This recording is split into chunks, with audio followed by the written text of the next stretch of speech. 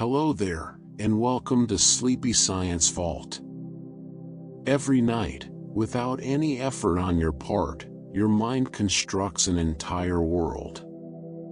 Not a vague impression. Not a blur of half-formed images. A world with textures, voices, emotions, and a logic that feels, while you're inside it, completely real.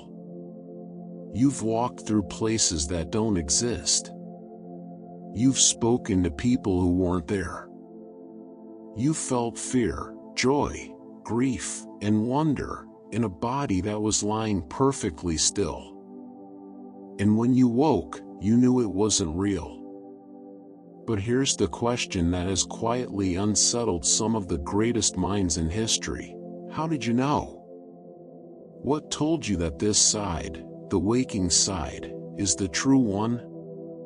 Because while you were dreaming, you believed it completely. You didn't stand inside the dream thinking this is only a dream. You lived it. You trusted it.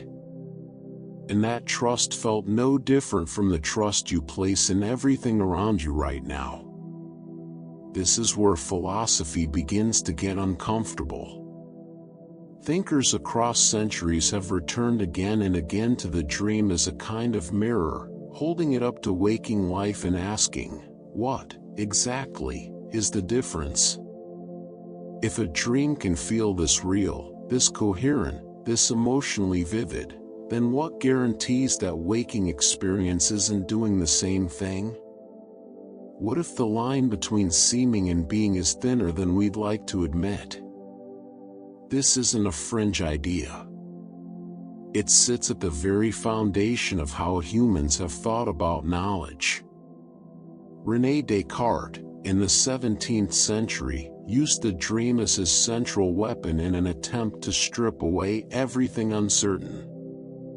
If he could be dreaming right now, he reasoned, then he couldn't fully trust his senses. And if he couldn't trust his senses, he couldn't trust much else. The dream didn't just challenge one belief. It threatened the entire structure. Philosophers call this an epistemic problem, a problem not about what exists, but about what we can know. And dreams sit right at its heart. Can anything experienced inside a dream count as genuine knowledge? If you learn something in a dream, solve a problem, feel a truth, does any of that carry over? Most of us would say no. But that answer opens a door we might not want to walk through, because it asks us to explain, precisely and rigorously, why waking experience is different. And that explanation turns out to be harder than it sounds. Philosophical fiction has returned to this idea endlessly. Stories built around characters who cannot tell whether they are awake or asleep. Worlds layered inside worlds. The dream used not just as a plot device, but as a genuine thought experiment, a way of asking, what would it mean if this were always happening? What would be lost? What would remain? What's remarkable is that these aren't just abstract games. They point to something real about the nature of experience itself. Because dreams are not nothing. They are not random static. They are not simple noise generated by a resting brain. When you dream, something is happening. You are somewhere, in some sense. You are experiencing. And this raises a question that modern philosophers of mind take seriously. Are dreams real experiences? Not real in the sense that the events happened, but real in the sense that the experience occurred. That you, as a conscious being, genuinely went through something. Most researchers today lean towards saying yes. Dreams are not mere recordings or replays. They are experiences in their own right, which means the dreaming mind is not switched off. It is doing something extraordinarily sophisticated. It is generating a world, and then inhabiting it. For a long time, the standard view treated dreams as a kind of waking hallucination, images and sensations arising in the absence of real sensory input. The sleeping brain, cut off from the outside world, producing its own show. A hallucination that happens to occur in sleep. And in one sense, that description is accurate. Dreams do share something with hallucination. They feel real when they aren't. But more and more, researchers and philosophers have come to see this framing as incomplete. Because dreaming isn't just a degraded version of waking consciousness. It may be a full version of it, just pointed inward.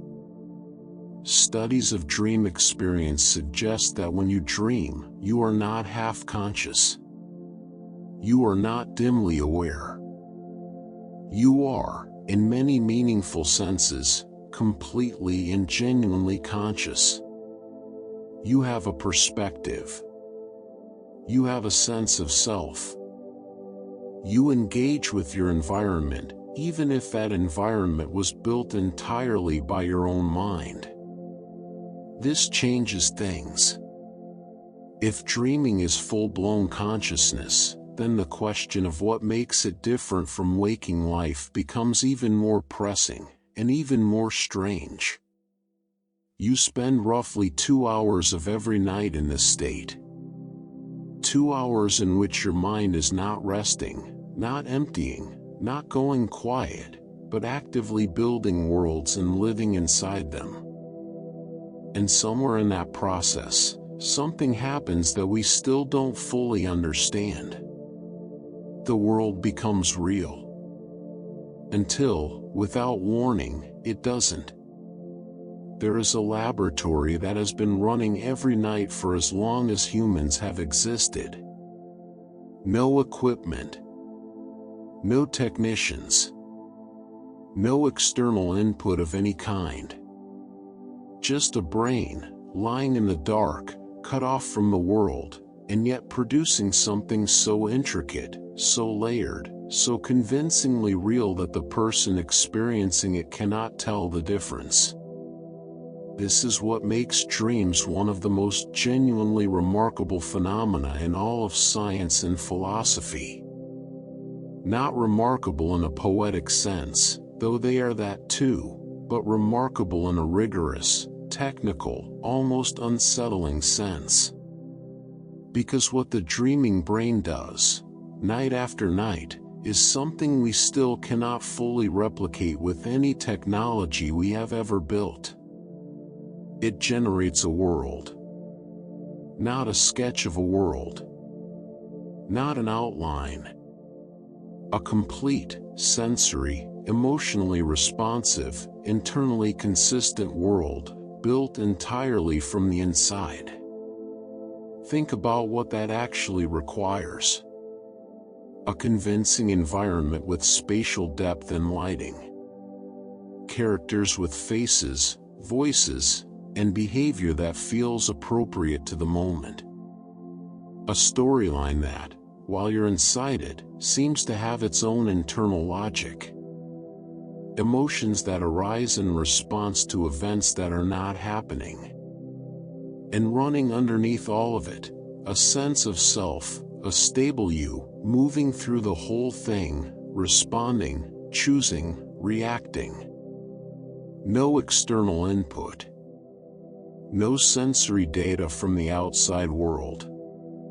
Just the brain, telling itself a story so well that it becomes indistinguishable from reality. What this reveals is something profound about the nature of perception itself.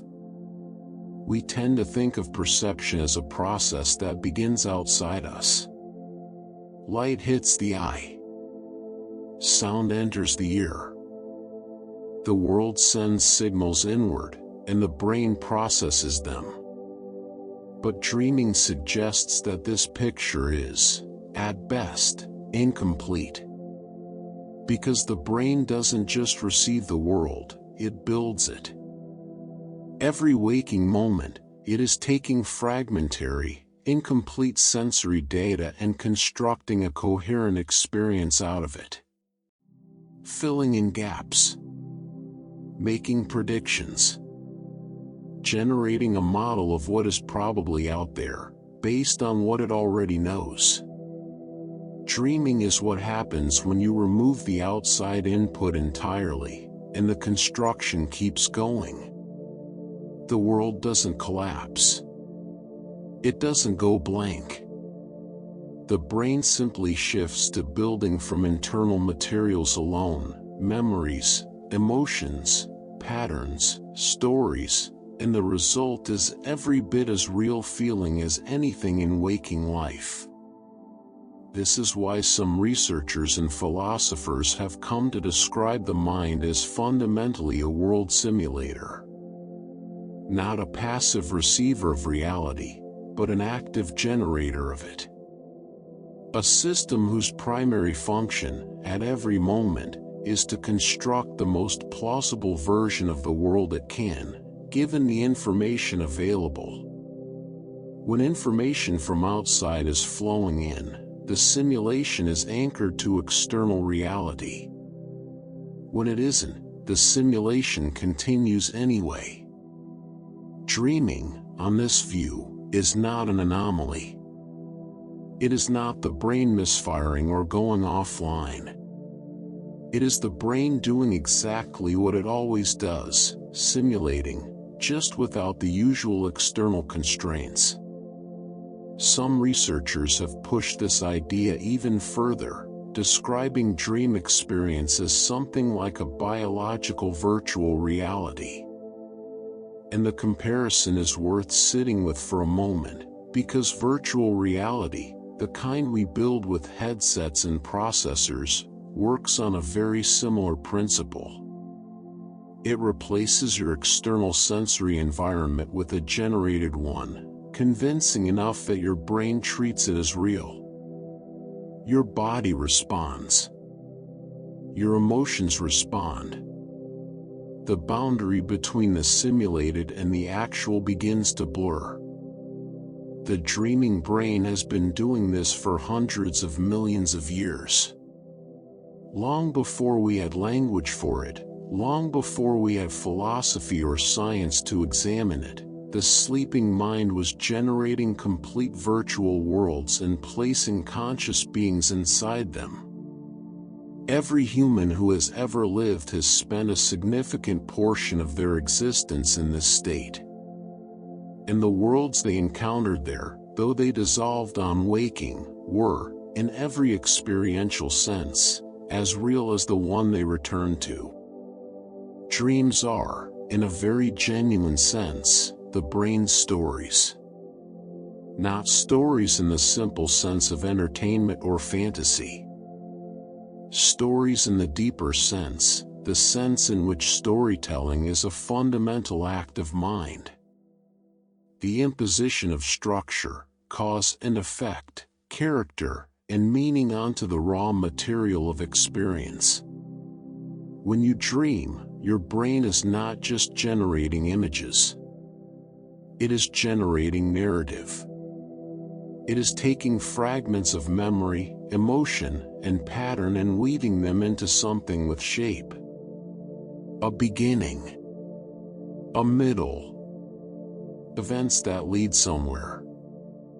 A world that holds together. And it does this without you asking. Without any conscious direction on your part. The story arises on its own, from somewhere beneath the surface of deliberate thought, which raises its own fascinating questions about where stories come from, and what the mind is doing when it makes them.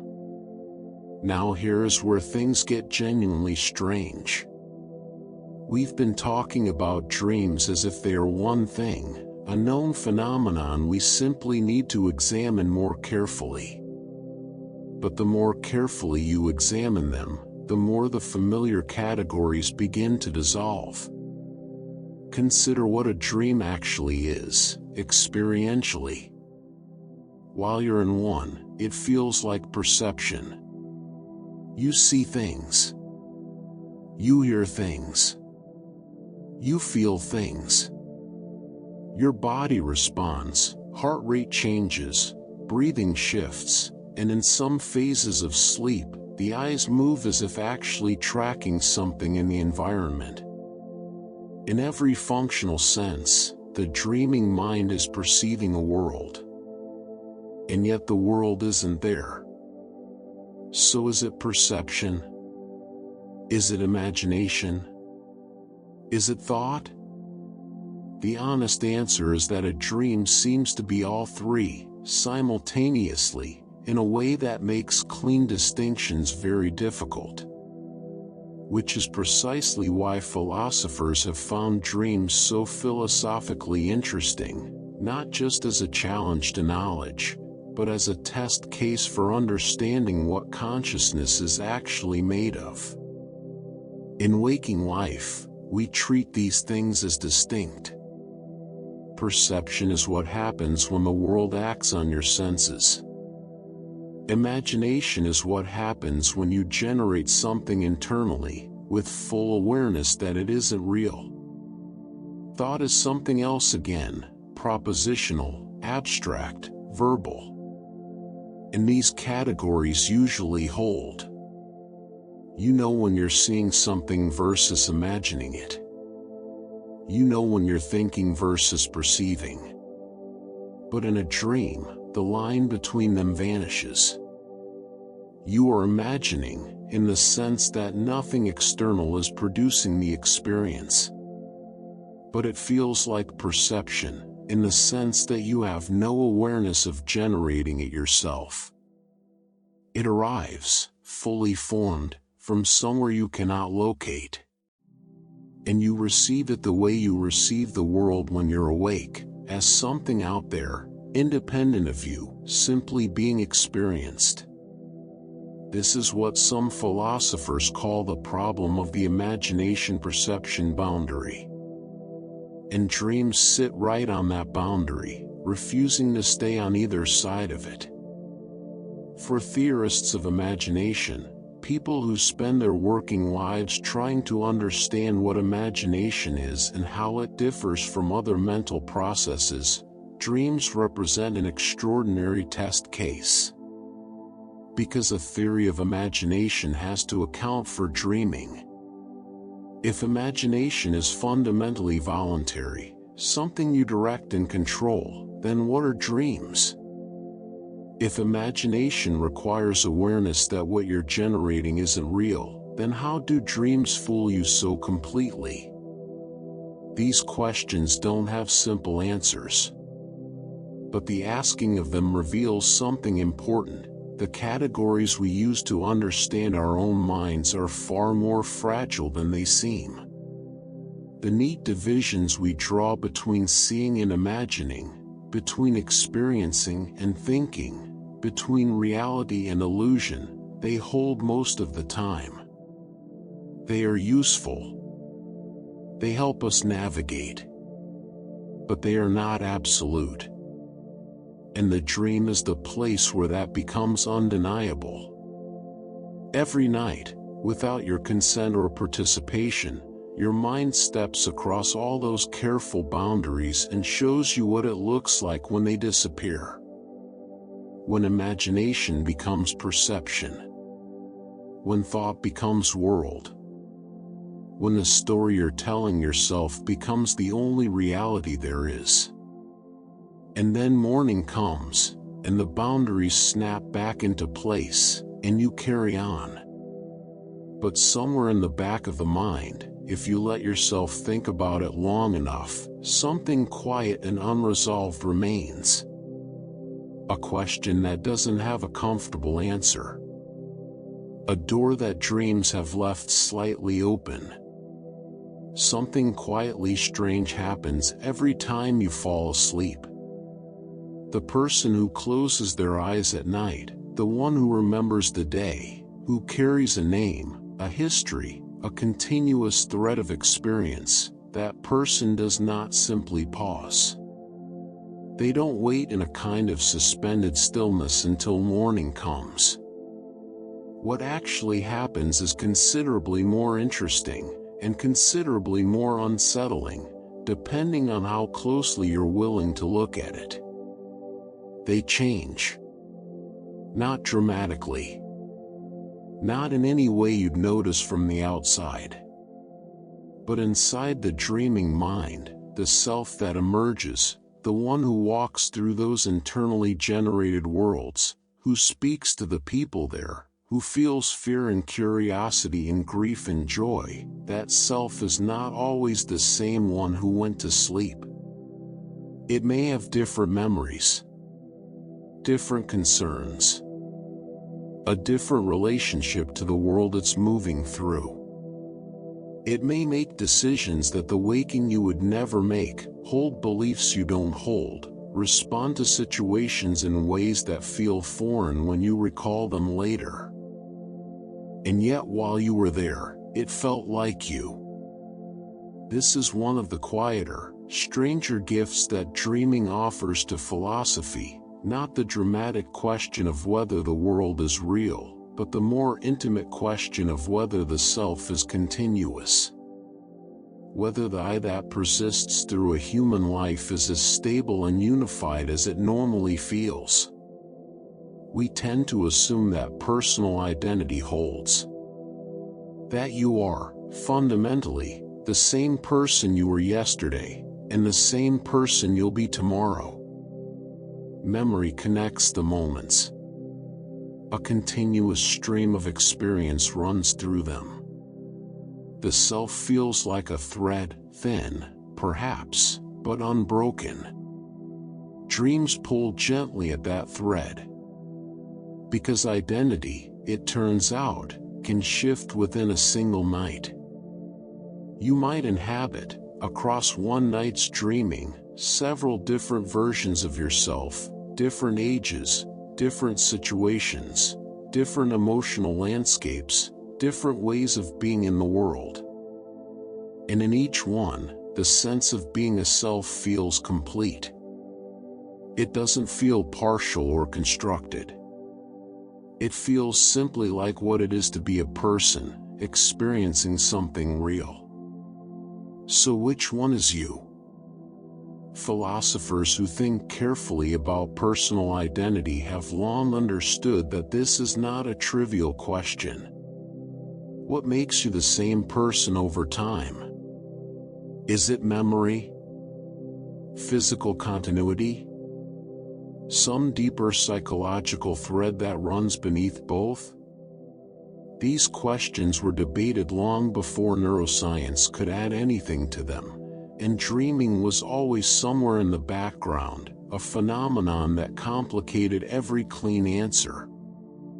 If your dreaming self has different memories, holds different beliefs, reasons in different ways, in what sense is it you? And if it is you, what does that tell you about the solidity of the self you walk around with during the day? There is another dimension to this that tends to get less attention, but is equally fascinating. Dreams show us that consciousness can exist, fully, vividly, completely, without what we normally think of as reasoning. In waking life, we reason. We weigh options. We notice contradictions. We step back and evaluate. It's a capacity we're proud of, and rightly so. It allows us to do things no other known species can do. But in dreams, this capacity is largely switched off. You believe the impossible without questioning it. You accept contradictions without noticing them. You follow the internal logic of the dream world without ever stepping outside it to ask whether that logic makes sense. A building has a room that is somehow larger than the building itself. A person who died years ago is standing in your kitchen. you are somehow both yourself and someone else at the same time. None of these things register as strange. They are simply the way things are, and you move through them accordingly. What this reveals is that consciousness, the bare fact of experiencing, of being present in a world, does not require the kind of reflective, critical reasoning we associate with the waking mind. Consciousness can run without it. The lights can be on, fully, completely, without the editorial faculty that normally monitors and evaluates experience. This matters beyond the philosophy of dreams. It speaks to what consciousness fundamentally is.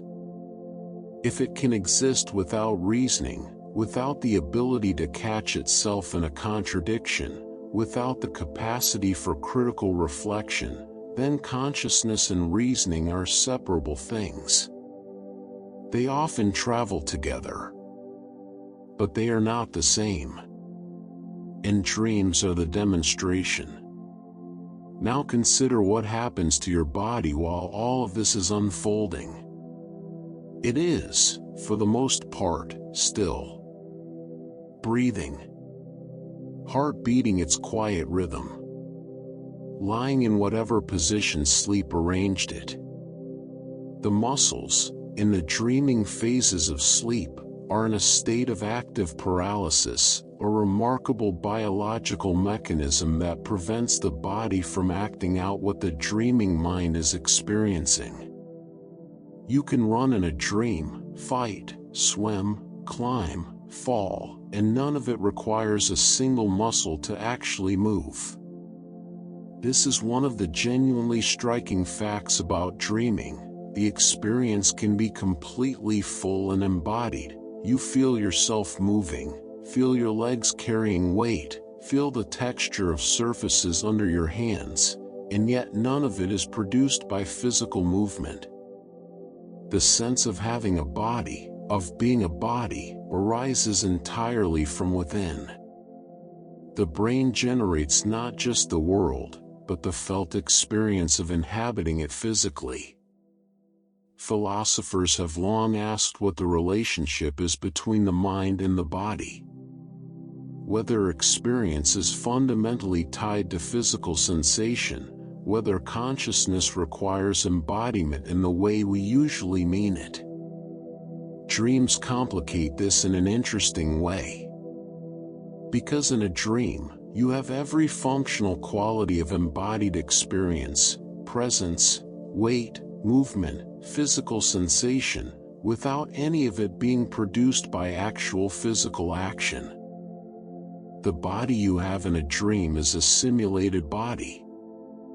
A model the brain generates of what it feels like to be physically present somewhere. And the remarkable thing is that it works. It convinces you completely. You do not dream and think, I have no body here, I am a disembodied observer floating through images. You are there. Grounded. Present. Moving through space the way a body moves through space. Which raises a quiet question about waking life too. The sense of physical presence you have right now, the weight of your body, the feeling of being located somewhere, how much of that is direct physical reality, and how much of it is the same kind of construction the dreaming brain performs so effortlessly every night?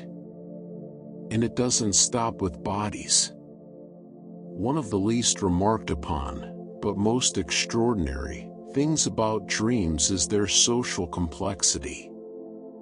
The worlds the sleeping brain builds are not empty landscapes. They are populated. And the inhabitants are not props or background texture. They are, in the experience of dreaming, full social agents. People with intentions. People you respond to, negotiate with, argue with, love, fear, try to understand. A complete social world, running inside a single sleeping mind. Think about what this requires. Your brain must model not just a physical environment, but the internal states of other beings. Their motivations, their likely responses, the complex, fluid, unpredictable dynamics of human interaction. It must do this accurately enough that the social world of the dream feels real, that the people in it feel like people, not like puppets. And it does this without effort, without instruction, and largely without any input from the actual social world it is modeling. This capacity, to simulate other minds, to generate plausible versions of how other people think and feel and behave, is one of the most sophisticated things the human brain does. It underlies empathy. It underlies language and storytelling. It underlies the ability to cooperate, to negotiate, to understand someone else's point of view. And in dreams, it runs at full power, unsupervised, in the middle of the night, building social worlds of genuine complexity out of nothing but memory and pattern and the accumulated experience of a life spent among other people. There is something almost vertiginous about this, if you let yourself feel it.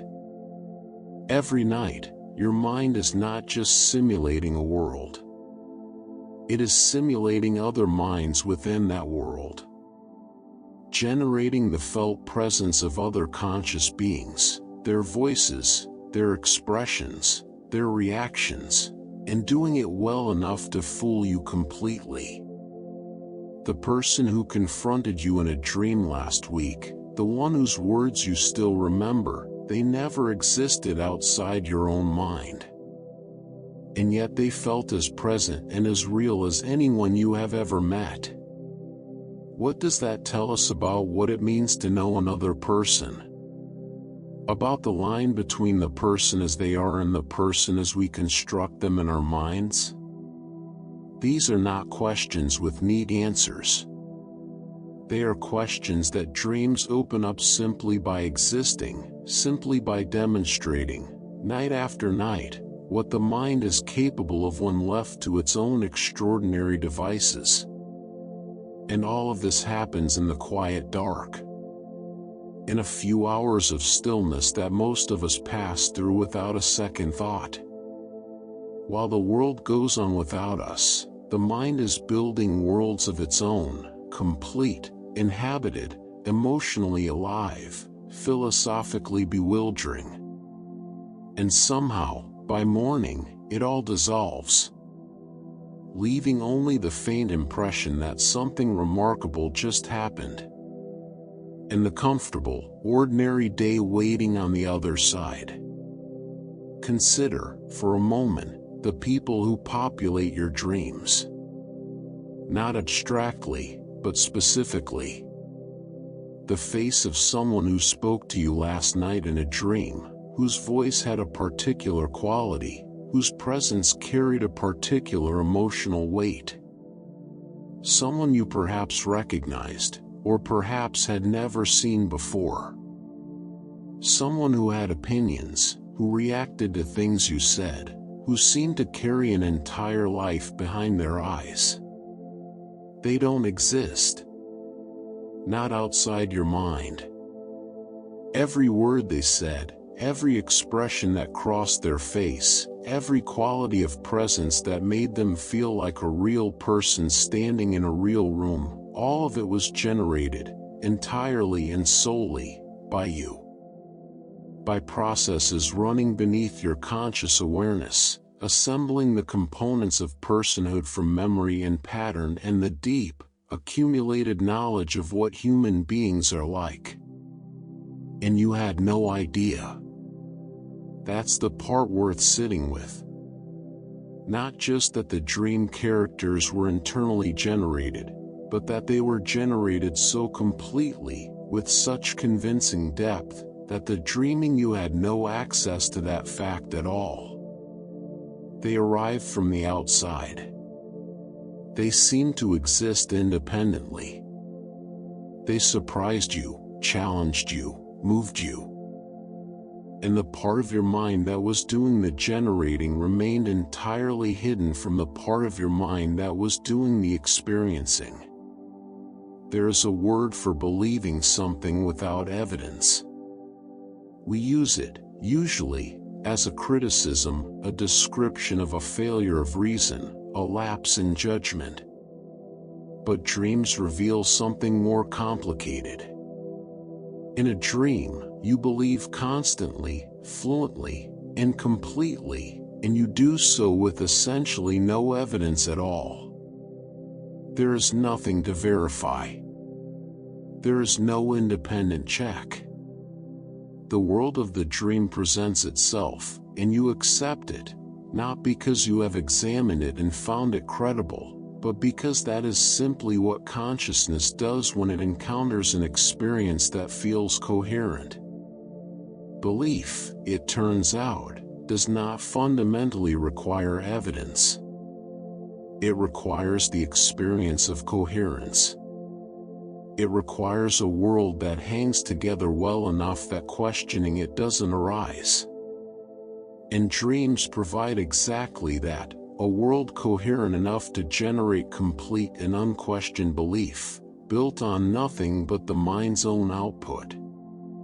This is not a comforting observation, but it is a true one. And once you sit with it, it becomes interesting rather than troubling. Because it says something important about how belief actually works, not in the idealized, logical sense, but in the real, lived, human sense. We believe what feels coherent. We believe what fits the pattern of experience we're already inside. We believe, most of the time, without noticing that we're believing at all. And it takes a very specific kind of disruption, a contradiction too large to ignore, a fact that breaks the pattern, to make belief visible as belief rather than simply as the way things are. Dreams never provide that disruption. The contradictions are there, rooms that shift, timelines that don't add up, people who are somehow two people at once, but the dreaming mind absorbs them without alarm. Which is its own kind of demonstration. Consciousness can maintain a stable sense of reality even in the presence of logical impossibilities, as long as the emotional and experiential texture remains convincing. Time behaves very differently inside a dream. In waking life, time has a particular texture. It moves at a roughly consistent pace. Minutes feel like minutes. An hour of conversation feels like an hour. We have an intuitive sense of duration that, while not perfectly accurate, is broadly reliable. We know how long things take. We know when time has passed. In dreams, this reliability dissolves. A dream that occupies a few minutes of actual sleep can feel like hours of subjective experience. Entire days, sometimes entire lifetimes, can seem to unfold in a single night. Conversely, what feels like a fleeting moment can stretch to fill a whole encounter, time expanding and contracting according to its own internal rules, rules that have nothing to do with the clock. And space behaves similarly. The geometry of dream environments is not the geometry of the physical world. A corridor leads somewhere it shouldn't. A building contains spaces that couldn't possibly fit inside it. You move between locations with a fluidity that ignores the actual distances between them.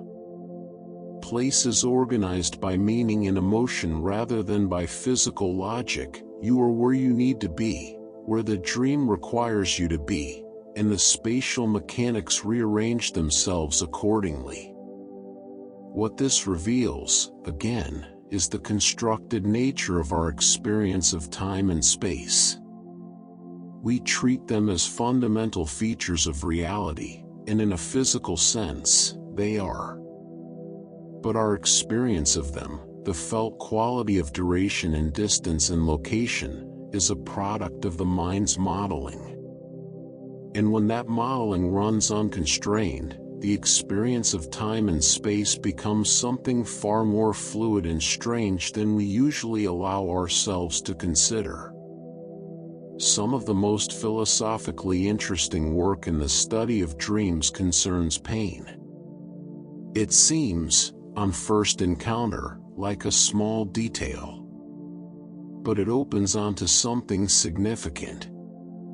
Dreams can include pain. Real, felt, experiential pain, burning, injury, distress, the kind of suffering that, in waking life, signals genuine physical damage and demands immediate response. And in a dream, it feels the same. The body responds. The emotions respond. The dreaming mind recoils from it exactly as the waking mind would. And then you wake up, and there is nothing. No mark. No injury. No residue in the body at all. The pain was real as experience, and entirely absent as physical fact. This is a genuinely strange thing to contemplate. Because pain, of all experiences, seems most tightly bound to the physical.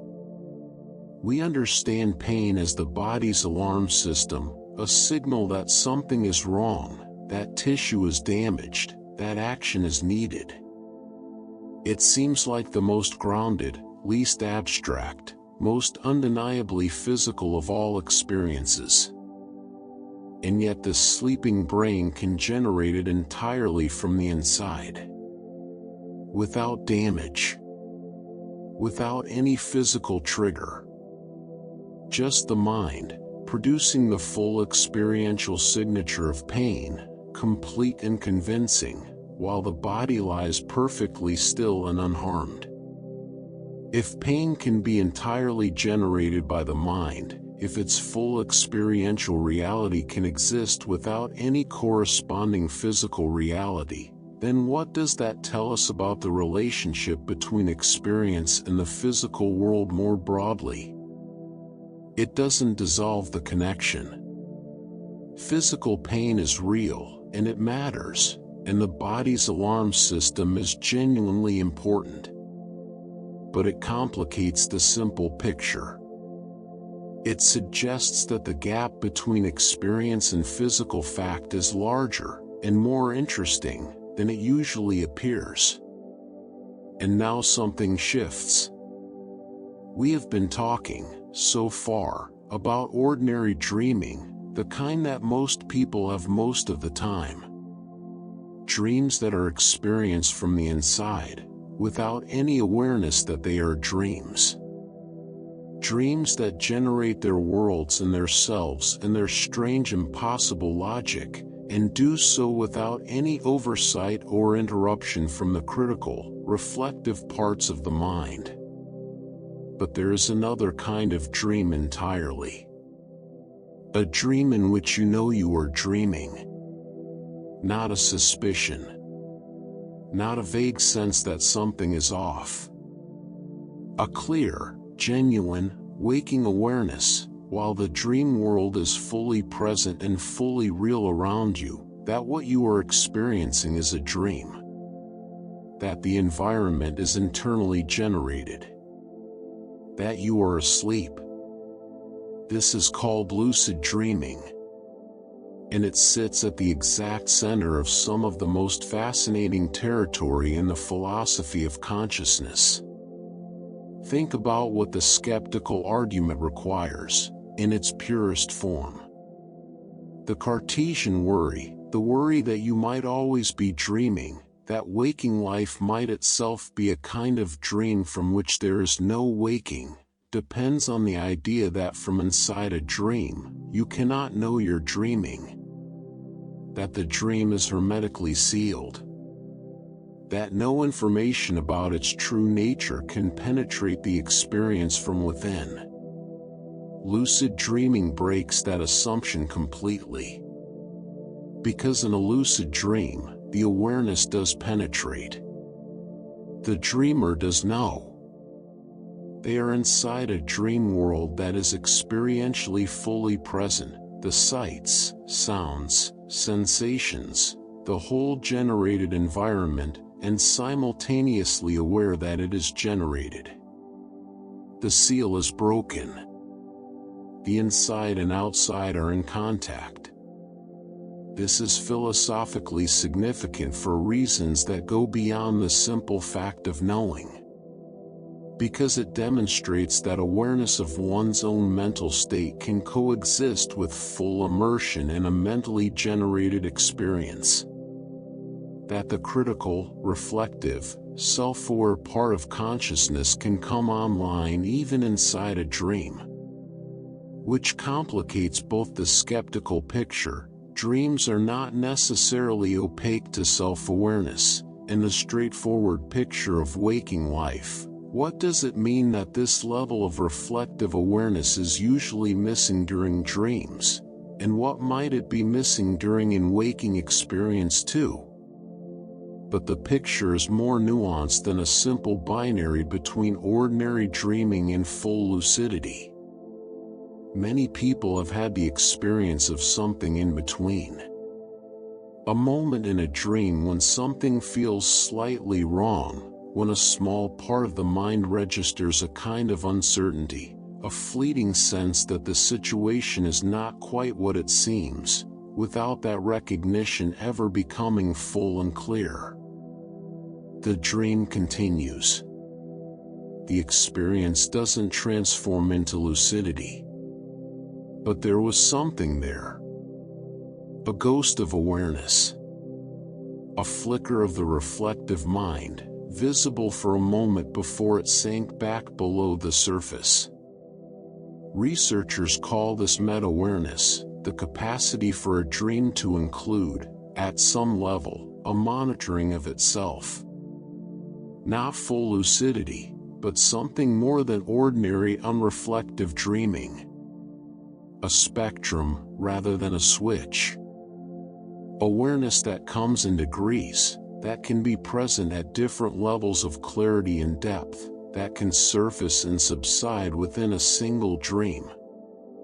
This is a more accurate picture of how consciousness actually works, not a simple on-off, aware or unaware state, but a complex, layered, variable thing.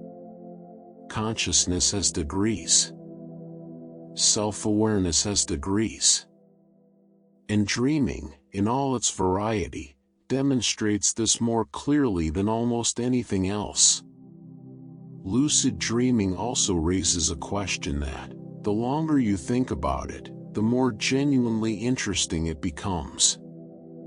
If you know you are dreaming, if you are aware that this world is your own construction, that nothing in it is independently real, do you have the ability to control it? The popular answer is yes. Lucid dreaming is often described as a kind of freedom, the ability to fly, to reshape the environment, to direct the dream narrative wherever you choose. And many lucid dreamers do report exactly this. A sense of agency and authorship that is thrilling in proportion to how constrained ordinary dreaming feels by comparison. But the reality is considerably more complicated. Lucid dreamers frequently discover that awareness does not simply translate into control. The dream world has its own momentum, its own logic, its own tendency to assert itself. You may know you are dreaming and still find yourself unable to change what is happening. You may attempt to alter the environment and find it resisting. Characters may behave in ways you didn't intend and can't redirect.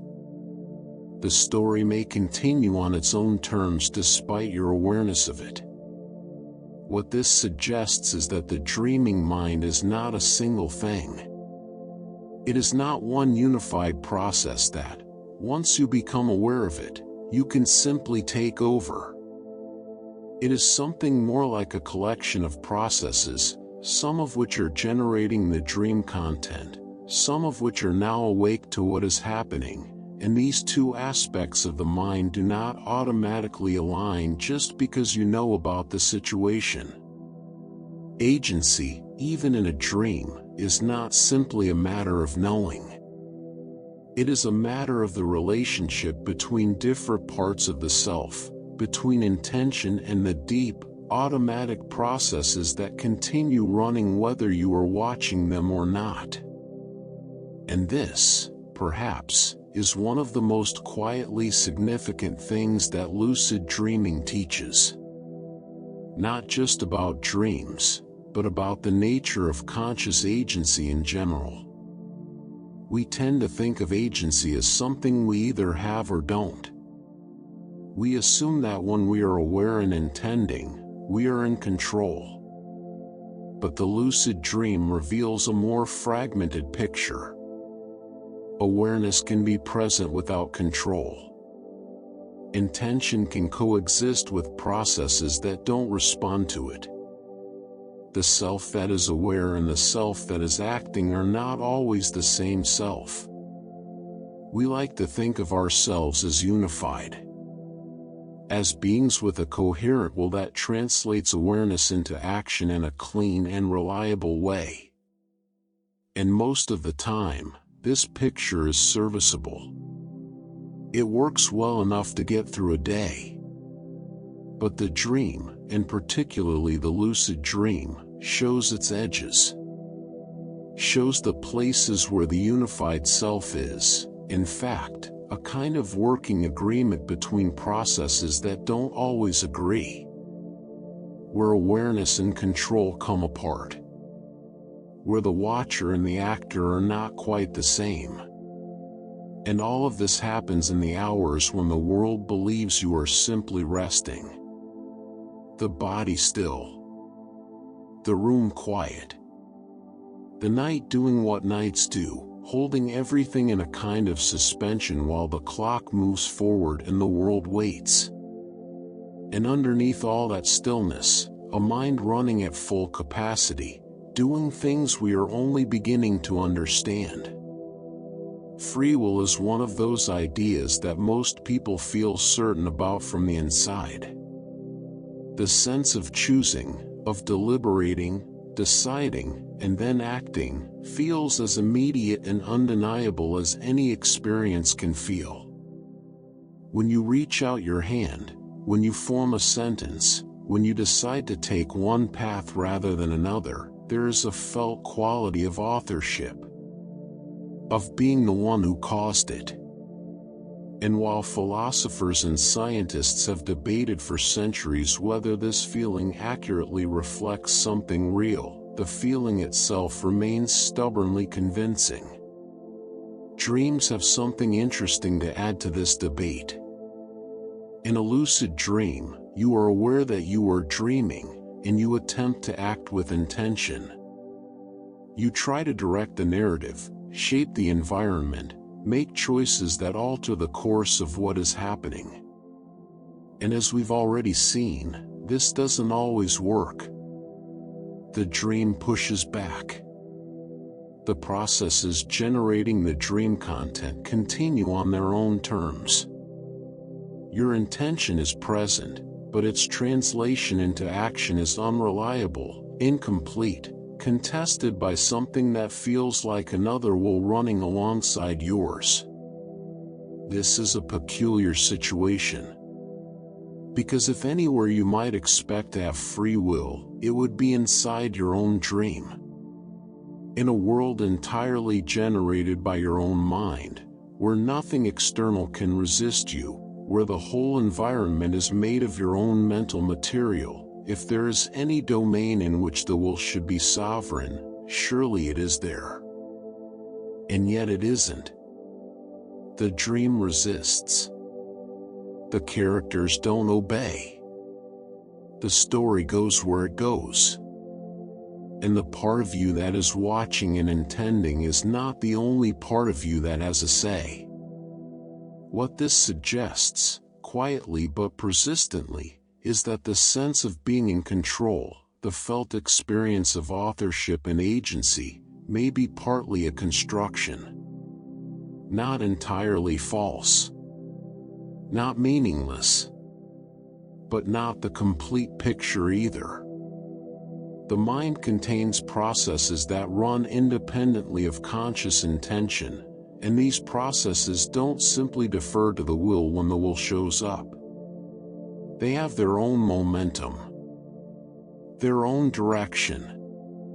And the job of the conscious, intending self may be less to originate action than to participate in it, to influence, to guide, to negotiate with processes that are already underway. Dreams make this visible in a way that ordinary waking experience doesn't, because waking experience is better at hiding it. When the world around you is real, when your body responds reliably to your intentions, when the gap between wanting and doing is small and consistent, the feeling of control holds. But strip away the external world, strip away the reliable body, leave only the mind, and the scenes show. The parts that don't always cooperate become visible. And then there is something stranger still. Imagine waking up. The alarm has gone off, or the morning light has reached you, or something has simply shifted in the quality of your awareness. You open your eyes. The room is familiar. Everything is where it should be. You are awake. And then something slightly wrong happens. Something small, a detail that doesn't fit, a familiar object in an unfamiliar position, a quality of light that seems off in a way you can't quite name. And a creeping, vertiginous realization begins to form. You are still dreaming. This is a false awakening. And it is among the most disorienting experiences that human consciousness is capable of producing. Because the entire apparatus of waking, the sense of returning to reality, the felt shift from the dream world to the real one, the re-establishment of the grounded, ordinary self, has been replicated by the dream. The dream has not just generated a world. It has generated the experience of waking up from a dream. Some people report this happening multiple times in a single night. They wake. They go about their morning. They wake again, only to discover that the first waking was itself a dream. And then again. Layer after layer of apparent reality, each one convincingly real, each one eventually revealed as another layer of dreaming. The philosophical implications of this are significant, and they connect directly to the skeptical argument we encountered at the very beginning. If the experience of waking up can itself be dreamed, if the felt shift from unreality to reality can be manufactured by the same process that manufactured the unreality, then what, precisely, is the experience of waking up actually telling you? What does it mean to feel like you have returned to the real world, if that feeling is something the dream can produce? There is no comfortable answer here. The best most philosophers can offer is that we judge by coherence over time, that waking life hangs together in ways that, eventually, dreams don't. That the checks and corrections of ongoing experience gradually sort the real from the generated. But gradually is doing a lot of work in that sentence. And the false awakening sits there as a quiet, persistent challenge to the certainty we bring to the simple act of opening our eyes in the morning. Now we turn to a different question. One that has occupied human beings for as long as they have been capable of reflection. Not what dreams are, technically or philosophically, but what they mean. The interpretation of dreams is one of the oldest intellectual and spiritual projects in human history. Virtually every culture that has left records about dreams. What they signify. How to read them. What messages they carry from gods, from ancestors, from the deep self, from the future. Dream interpretation appears in ancient Mesopotamian texts, in the Hebrew Bible, in the writings of ancient Greece and Rome, in Chinese and Indian traditions, in indigenous cultures on every inhabited continent. Something about the dream has always struck humans as meaningful. As if the images and events of the dream world were not random, not simply noise, but pointed at something. Carried something that deserved to be understood.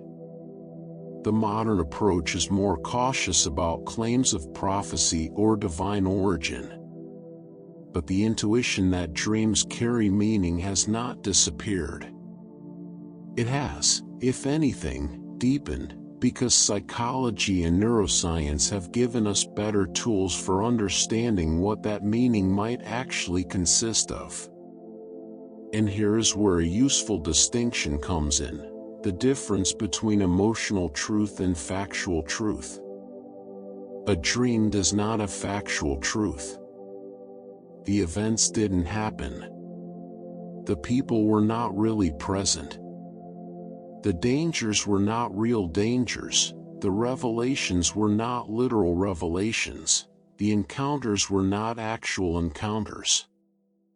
If you are looking for factual accuracy, dreams are almost entirely unreliable. But emotional truth is something different.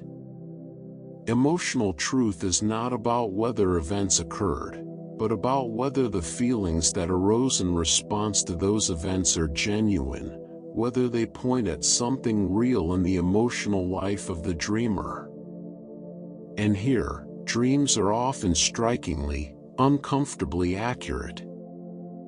The anxiety in a dream about being unprepared, about arriving somewhere and discovering you are not ready, this may not describe any actual event.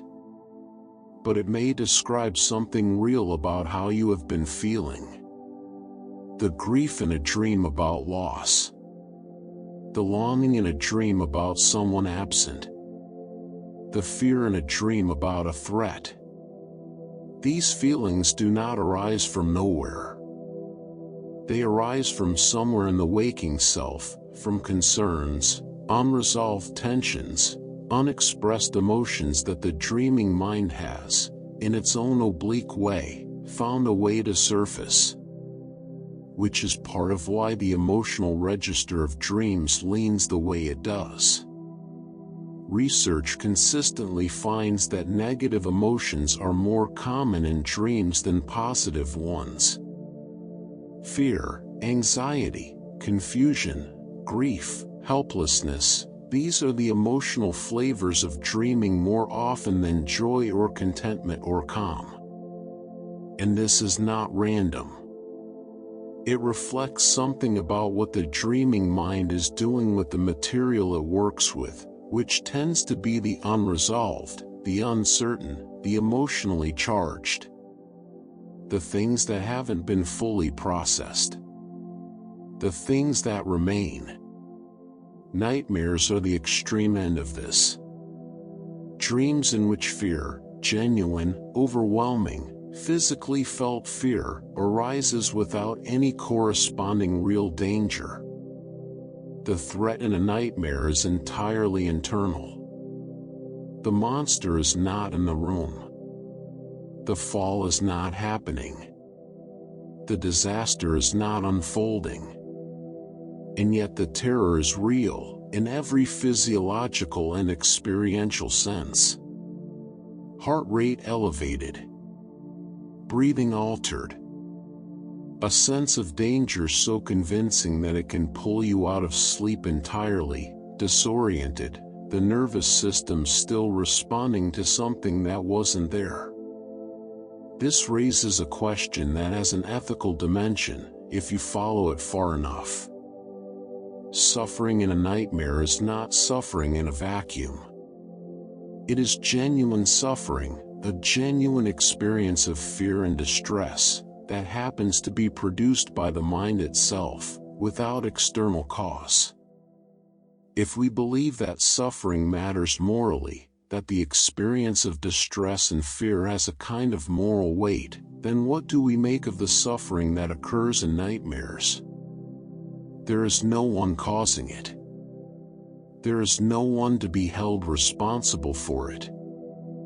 And yet it is real, as experience, in the moment it occurs. Most people, for obvious practical reasons, don't spend much time thinking about the ethics of nightmare suffering. But it is a genuine philosophical puzzle. One that touches on broader questions about where suffering comes from, what causes it, and whether the presence of a physical or external cause is actually essential to the moral weight of an experience. Recurring dreams sit in their own interesting territory. Most people, if they think about it, can identify at least one dream that has come back. Not once or twice, but many times, the same scenario, the same emotional texture, sometimes the same specific images, playing out again and again across months or years or even decades of a life. The exact details may vary. The dream may not be perfectly identical each time, but the pattern is recognizable. The territory is familiar.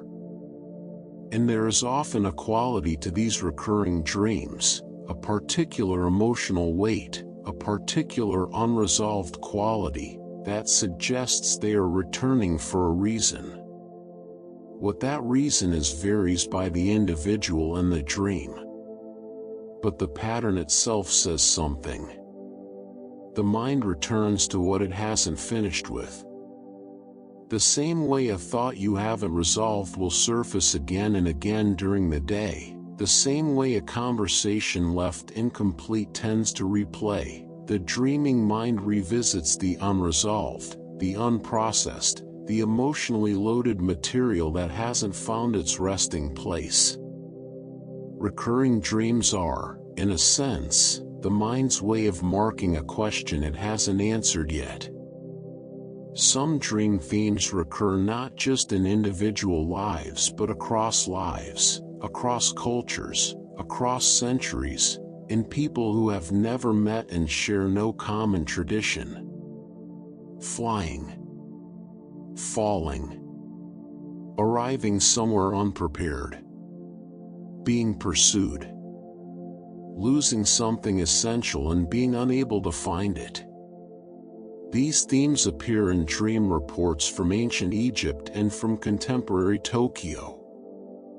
From people whose lives could not be more different, who share almost nothing in terms of culture or experience or belief. The flying dream deserves its own moment. Because it is so consistent, and so distinctively its own kind of experience. There is a quality to flying in a dream that is genuinely difficult to describe to someone who hasn't had the experience. It is not like watching yourself fly from a distance.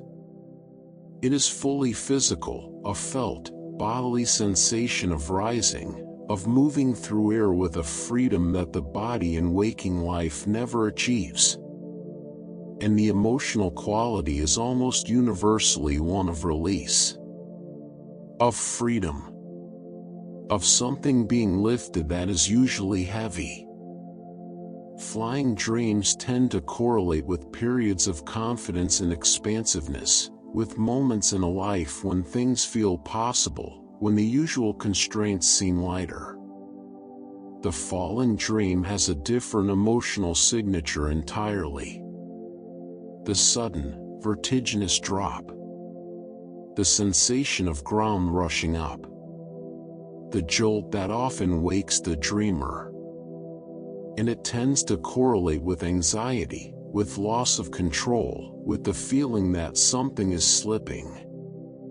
These are broad generalizations, and individual experience varies. But the consistency across populations is striking enough to suggest that these dream types are not random, that they are drawing on something shared in human emotional life, something universal enough to produce the same imagery across the full range of human diversity.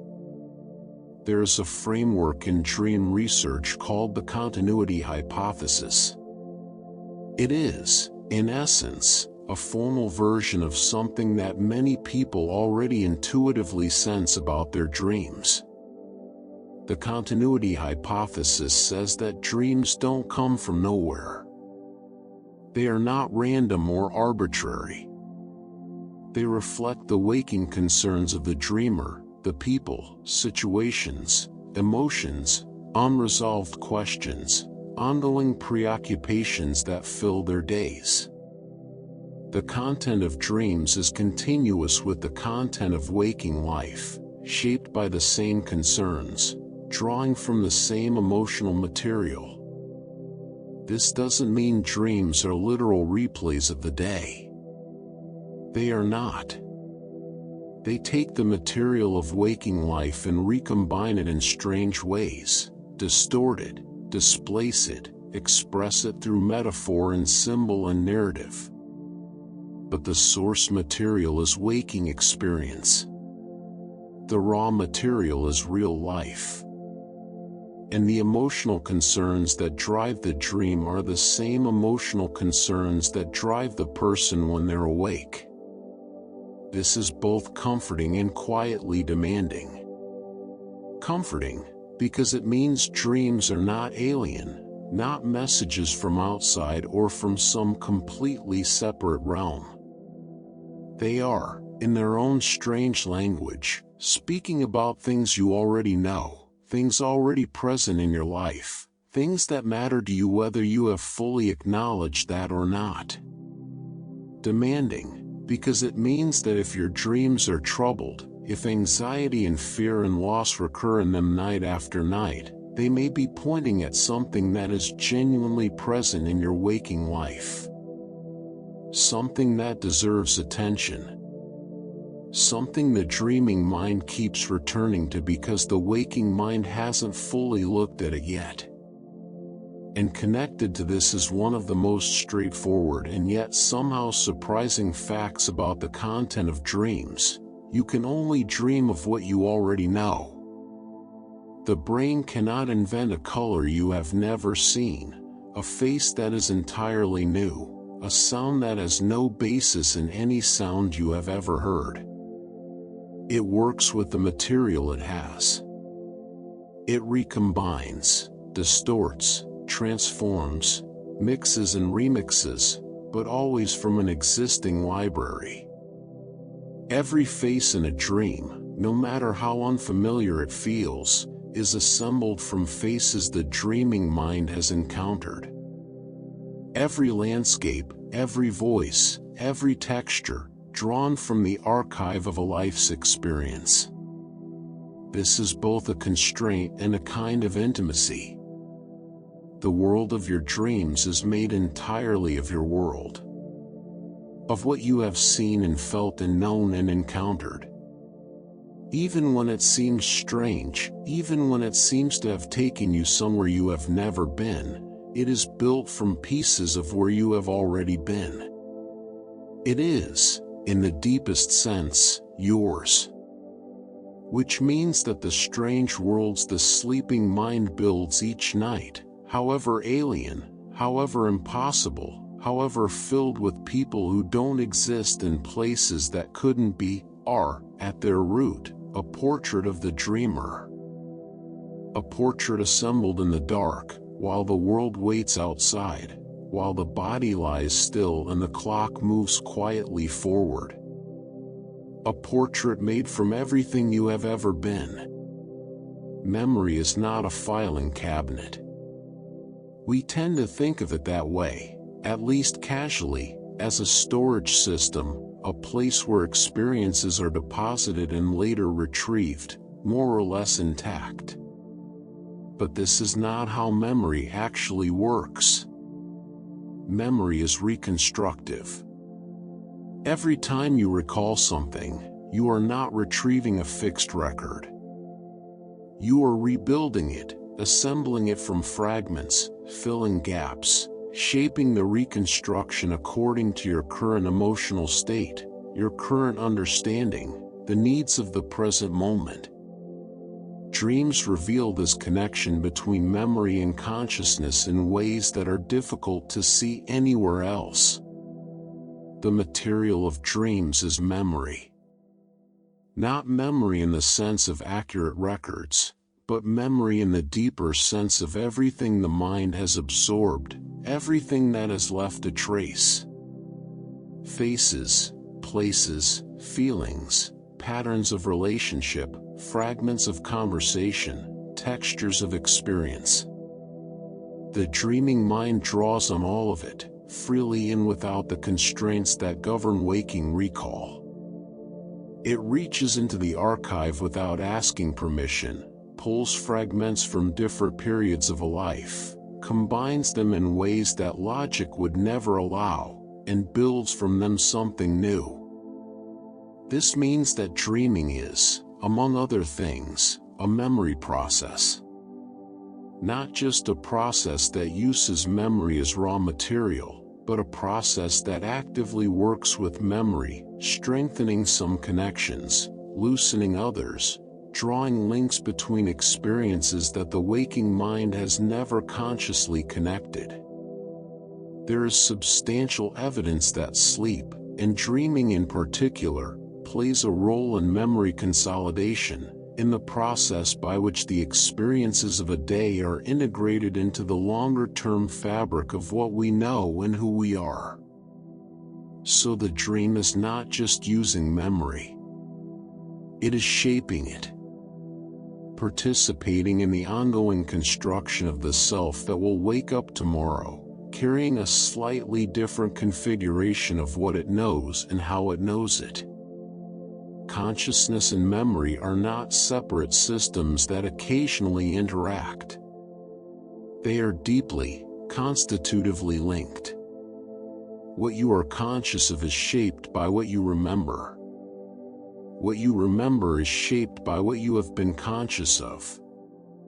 And dreams sit at the intersection of both, drawing from the archive, working on it in the night, and returning something subtly transformed to the waking mind. Which brings us, naturally, to a man who made that intersection his life's work. Sigmund Freud was not the first person to believe that dreams meant something. That conviction stretches back to the earliest written records of human thought. But Freud did something genuinely new with it. He systematized it. He turned the interpretation of dreams into not just a practice, but a theory about the structure of the mind, about the forces that shape human behavior, about the hidden architecture of the self. His central work on the subject, published at the turn of the 20th century, argued something that was, at the time, both scandalous and captivating, that dreams are not random, not meaningless, not simply the brain producing noise during sleep. They are meaningful in a specific and discoverable way. They are the disguised fulfillment of repressed wishes. The idea requires a little unpacking, because it is more subtle than it first appears. Freud believed that the mind is not fully visible to itself. That beneath the surface of conscious awareness, beneath the thoughts and feelings and intentions we have access to, there runs a deeper current of desires, fears, and conflicts that cannot be directly expressed. Not because they are unimportant, because they are too important, too threatening, too incompatible with what the conscious self wants to believe about itself. And so they are pushed down, held below the surface, kept out of the light of direct awareness. But they don't disappear. They remain active, pressing upward, looking for expression. And during sleep, when the mechanisms of conscious control are relaxed, they find a way through. Dreams, on Freud's account, are that way through. But they don't arrive in undisguised form, because even in sleep, something censors and transforms the raw material before it reaches experience. The dream is a kind of compromise. The forbidden wish gets through, but in a form sufficiently obscured that the sleeping mind can tolerate it. Hidden behind symbols, displaced onto other figures, expressed through scenarios that mask their true emotional content. The job of the analyst, and the job of the dreamer willing to do the work, is to reverse this process. To look at the surface content of the dream and ask what lies beneath it. To follow the associations, to attend to the symbols, to decode the transformation and find the hidden wish at the center. This framework was enormously influential. It reshaped how educated people in the 20th century thought about their own inner lives. It made the idea of an unconscious, a part of the self that is active and consequential but not directly visible, part of common cultural understanding. And it made dreams the royal road, as Freud himself called them, to that hidden territory. Whether the specific theoretical claims are correct is another matter entirely. Freud's ideas have been extensively challenged, revised, and in many cases rejected by subsequent psychology and neuroscience. The specific mechanics of wish fulfillment, the particular symbolism he associated with certain dream images, the theory of repression as the primary driver of dream content, none of these have held up cleanly against later scrutiny. But something in the broader intuition has persisted. The sense that dreams are connected to what we feel but don't say. That they surface emotional material that waking life covers over. That attending to them can, sometimes, tell you something about yourself that ordinary introspection missed. That intuition found a very different, and in some ways more expansive, expression in the work of Carl Jung. Jung had been a close colleague of Freud's before their famous break, and his approach to dreams shares certain fundamental assumptions, that dreams are meaningful, that they arise from parts of the mind not available to direct introspection, that understanding them can reveal something important about the self. But where Freud's gaze was primarily turned inward and backward, toward the individual's personal history, their specific repressed wishes and conflicts, Jung's gaze was turned outward and downward, towards something he believed was shared across all of humanity. Jung called it the collective unconscious. And it is one of the more extraordinary ideas in the history of psychology. The collective unconscious is not the personal unconscious, not the accumulated repressed material of an individual life. It is something deeper, something that exists, on Jung's account, beneath the personal layer. A shared substrate of the human mind, common to all people across all cultures and all times. A reservoir of inherited patterns and images and figures, what Jung called archetypes, that shape human experience from below, appearing in dreams and myths and religious symbols and art in recognizable forms, regardless of the particular culture or era that produces them. The hero, the shadow, the great mother, the wise old man, the trickster.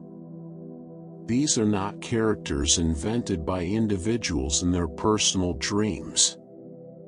They are patterns that have been emerging, again and again, in human imagination for as long as there has been human imagination. They appear in the myths of ancient Greece and in the stories of indigenous peoples on opposite sides of the planet. They appear in the dreams of people who have never heard of each other, who share no common tradition, who are separated by centuries and continents. For Jung, this recurrence was not coincidental. It was evidence of something real, a shared structure in the human psyche that expresses itself through these recurring figures and patterns. And dreams were the place where this deeper layer made contact with the surface, where the personal met the universal, where the individual sleeping mind encountered patterns larger than itself. Whether you find Jung's theory convincing or not, and it is a theory that raises as many questions as it answers, it draws attention to something that is genuinely there. The recurrence of certain dream themes and images across widely separated cultures is a real phenomenon. The fact that a person who has never encountered a particular mythology might dream in its imagery, that the same figures and scenarios keep appearing in human imagination across the full breadth of history, is something that requires some kind of explanation. Jung's explanation was the collective unconscious. Others have proposed different accounts, evolutionary explanations based on shared human experience, cognitive explanations based on the universal structures of the human brain, cultural explanations based on transmission and influence that we haven't fully traced. The debate continues. But the phenomenon itself, the universality of certain dream images, is not in doubt. Both Freud and Jung shared the conviction that dreams reveal something. That behind the surface content, there is a deeper content, a hidden truth about the dreamer that the dream, properly read, can disclose. Dreams can embody fears and desires that waking life keeps at a distance. They can give form to conflicts that have no other outlet. They speak, as Freud first argued and Jung elaborated, in a symbolic language, a language of image and metaphor and narrative, rather than the language of direct statement. And this symbolic language can, if you are willing to listen to it with some patience, carry information about your own emotional life that ordinary self-reflection might never surface. The dream of a house, with certain rooms locked or neglected. The dream of a journey that goes wrong in a particular way. The dream of a figure who keeps appearing, whose face you can never quite see. These images are not random. They are shaped by the specific emotional life of the dreamer, colored by their history and their concerns and the particular texture of who they are. And attending to them, not with the rigid key of a dream dictionary, but with genuine open curiosity, can sometimes illuminate things that the waking mind has been carefully not looking at. But here the philosopher arrives with a question that is harder to dismiss than it might initially seem. Do dreams need to mean anything? It is worth asking seriously. Because the assumption that dreams carry meaning, that they are expressive, that they communicate, that they point at something beyond themselves, is not self-evident. It is an assumption. And assumptions deserve examination. What if the content of dreams is, at the level of specific images and narrative, essentially arbitrary? What if the emotional texture is real, the fear, the longing, the unresolved feeling, but the particular images that carry it are not symbolically chosen, not meaningful in themselves, just the nearest available material that the dreaming mind reached for? What if dream interpretation, however psychologically useful, is more about the interpretive process itself than about any genuine hidden content in the dream? This is not a dismissive question. It is a genuine philosophical question about meaning, about where meaning comes from, whether it is found or made, whether a dream can be meaningful without having been intended to mean anything.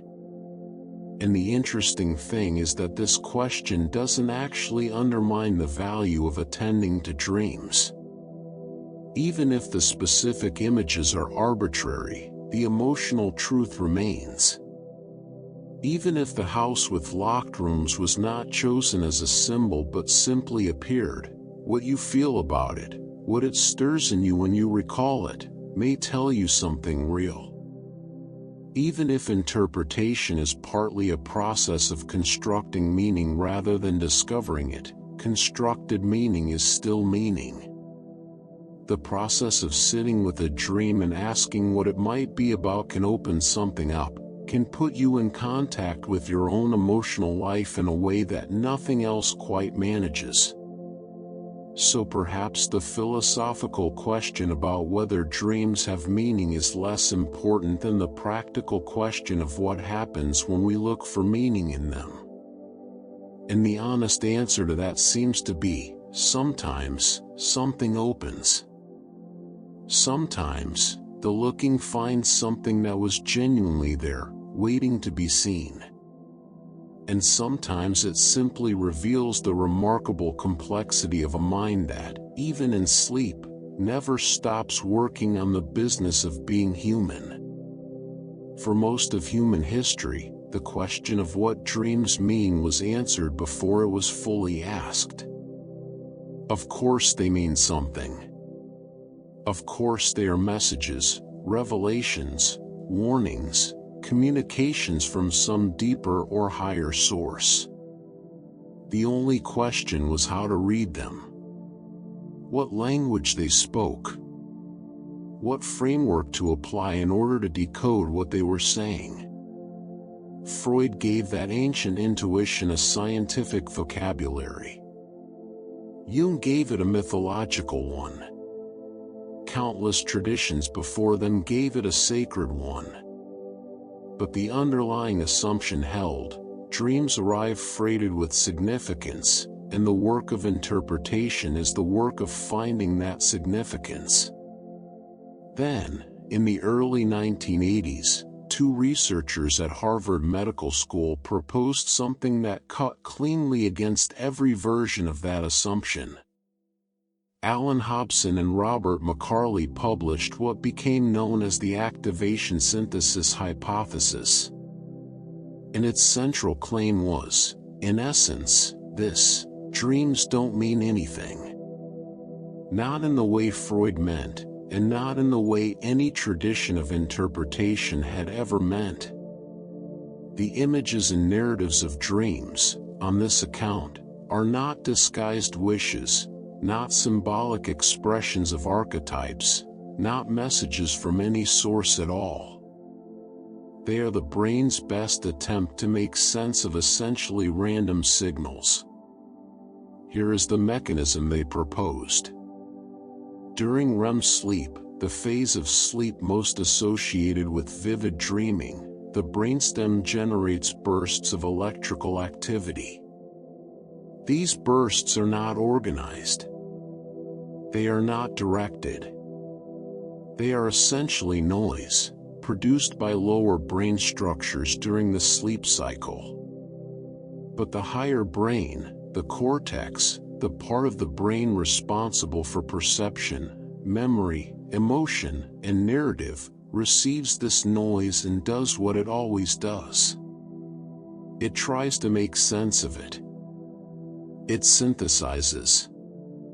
It takes the random activation, the fragments of sensation and memory that these signals trigger, and assembles them into the most coherent story it can manage.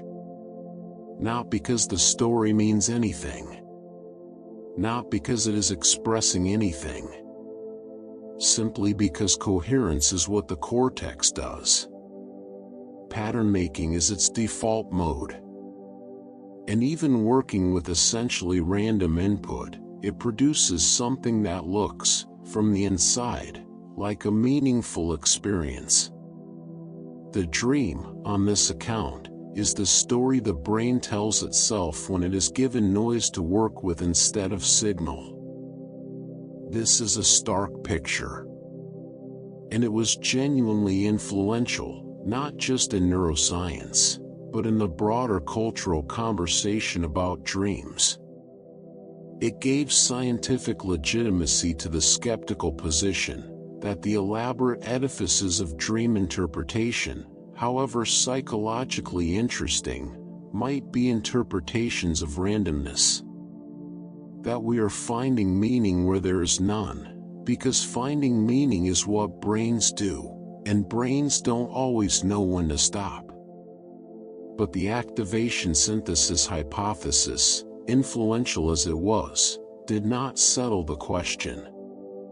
Because the question turned out to be harder than the hypothesis acknowledged. For one thing, subsequent research complicated the picture of REM sleep significantly. The relationship between REM and dreaming is real but not simple. Dreaming can occur outside of REM. Not all REM sleep produces vivid narrative dreams. The brain activity during dreaming is not simply random activation, it shows patterns, it involves memory systems, emotional processing centers, regions associated with social cognition. The sleeping brain is doing something more organized than pure noise synthesis. And there is a deeper philosophical problem. Even if the initial signals that trigger a dream are random, the way the brain responds to them is not. The memories it draws on, the emotional coloring it applies, the narrative shape it imposes, all of this comes from somewhere specific. From this particular brain, with this particular history, these particular emotional concerns. Two people receiving identical neural signals during sleep would not have the same dream. The synthesis is personal. It is shaped by who you are. So even on the activation synthesis model, the dream may tell you something, not about the signals that triggered it, but about the mind that transformed those signals into a particular story. The meaning may not be in the content as delivered, but it may be in the transformation itself. This question, of what dreams are for, what function they serve, why the sleeping brain does this remarkable and metabolically expensive thing every night, has continued to generate theories that are more interesting, and more scientifically grounded, than any simple dismissal can accommodate. One idea that has gained serious consideration is that dreaming is a form of what researchers call proto-consciousness. The term is worth dwelling on. Proto, meaning prior to, or foundational to.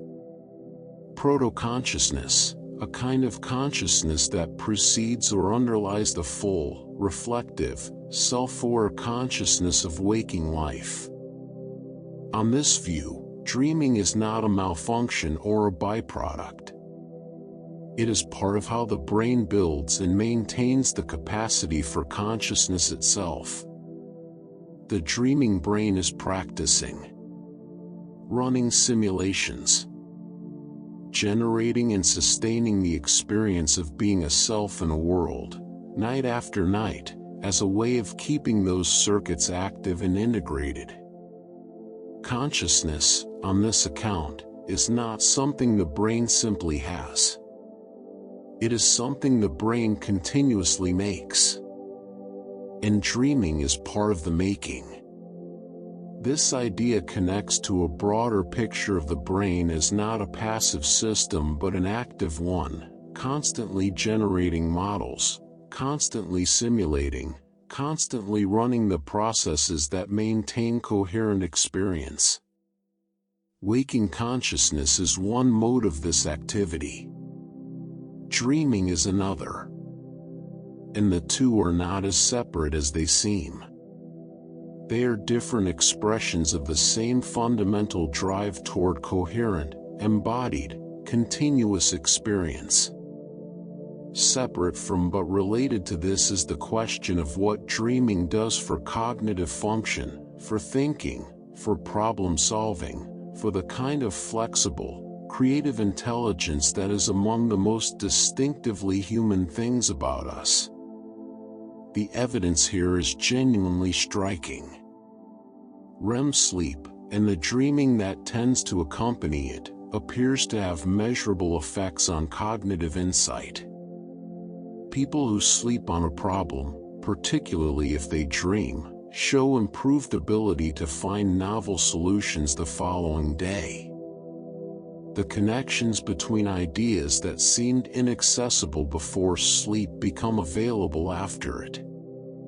Something happens during dreaming that loosens the rigidity of established thought patterns and makes new connections possible. This is not a small thing. Insight, the sudden apprehension of a solution or a connection that wasn't visible before, is one of the most valuable cognitive capacities we have. It is responsible for genuine breakthroughs in science, in art, in any domain where the obvious approach has failed and something new is needed. And sleep, and dreaming in particular, appears to facilitate it in ways we are only beginning to understand. The history of creative and intellectual life is full of accounts that point in this direction. The chemist who saw the structure of a molecule in a dream. The composer who heard a melody complete in sleep that had eluded them while awake. The mathematician who found the proof in the night that the day had refused to yield. These stories are often told as anecdotes, curious footnotes to the biographies of remarkable people. But taken together, and set against the cognitive research, they begin to look like evidence of something real. The dreaming brain is not taking a break from the work of thinking. In some respects, it is doing the work more freely than the waking brain can. Freed from the constraints of logic and convention, freed from the social and practical pressures that shape waking thought, freed from the demand for immediate utility, the dreaming mind can follow associations wherever they lead, can combine things that waking thought would never combine, can arrive at places that the straight road of conscious reasoning would never have reached. There is a theory about the content of dreams, specifically about the predominance of negative emotion, about nightmares and threat and the difficult emotional register that characterizes so much of dreaming, that frames all of this in a different light. It is called threat rehearsal theory. And its proposal is both counterintuitive and, once you sit with it, almost obvious. Negative dreams, on this account, are not failures of the dreaming system. They are not the mind tormenting itself for no reason, or processing damage, or simply generating unpleasant content by accident. They are practice. The dreaming brain is rehearsing threat. Running simulations of dangerous, frightening, or socially difficult situations in order to prepare the waking self to handle them. Think about what this would mean. Every nightmare is, in this sense, a training run. Every dream of being chased, of being in danger, of confronting something frightening, is the brain running through scenarios, activating the emotional and behavioral responses associated with threat, keeping those systems calibrated and ready. Not because any of those specific threats are about to materialize, but because the capacity to respond to threat needs maintenance, and simulation is how the brain maintains it. This explains the disproportionate frequency of negative emotion in dreams. It explains why threat scenarios are so common. It explains why the fear in a nightmare is physiologically real, because the point is to actually activate the fear response, to run the full system, not just to gesture at it symbolically. And it connects dreams to a broader picture of what sleep is doing. Sleep is not passive restoration. It is not the brain simply powering down. It is an extraordinarily active period of maintenance, consolidation, and preparation. Memory is being organized. Emotional responses are being calibrated. Neural circuits are being maintained and strengthened.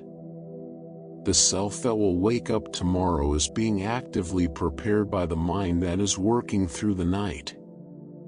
Dreams, on this picture, are part of the preparation. What is remarkable about all of these theories, proto-consciousness, cognitive insight, creative problem-solving, threat rehearsal, is that they are not mutually exclusive. Dreams may be doing all of these things simultaneously. The same dream that rehearses a threat may also consolidate an emotional memory, may also strengthen a creative connection, may also maintain the circuits of consciousness. The sleeping brain is not running a single program. It is running many at once. And this is precisely what makes dreams so resistant to any single complete explanation. Every theory illuminates something real. Every theory also leaves something out. The phenomenon is too complex, too multidimensional, too deeply woven into the fabric of what minds are and do, to be captured by any one framework. This is where dreams become a meeting point between the two great traditions of inquiry into the mind, philosophy and neuroscience. For centuries, these questions belonged to philosophy. What is consciousness? What is the self? How do experience and reality relate? Is the mind something separate from the body, or something the body does? These were philosophical questions, approached through argument and thought experiment, through the careful analysis of concepts and the mapping of logical relationships. Neuroscience arrived later, with its tools and its data, its ability to look inside the living brain and see something of what is happening there. And it changed the conversation. The questions didn't disappear. If anything, they became more urgent, more specific, more strange. But they were now being approached from two directions at once.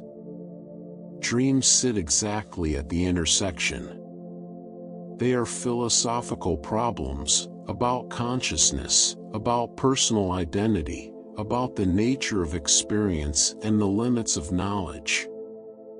And they are neuroscientific problems, about the activity of sleeping brains, about the function of REM sleep, about the neural correlates of dreaming and lucidity and nightmare. Neither tradition is sufficient on its own.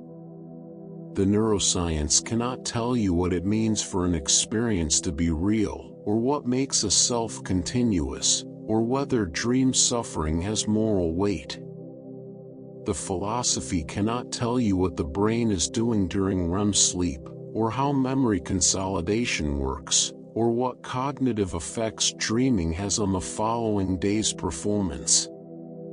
Together, they begin to approach something like a complete picture, or at least a more complete picture than either can manage alone. And that picture does something that simple physicalist accounts of the mind, accounts that want to reduce everything mental to brain activity in a straightforward way, find genuinely difficult to accommodate. Dreams challenge the simplest versions of the physicalist story. Not by demonstrating that the mind is non-physical, that is not what they show, but by demonstrating that the relationship between physical processes and subjective experience is far more intricate, far more puzzling, far more resistant to tidy reduction than the simple version allows.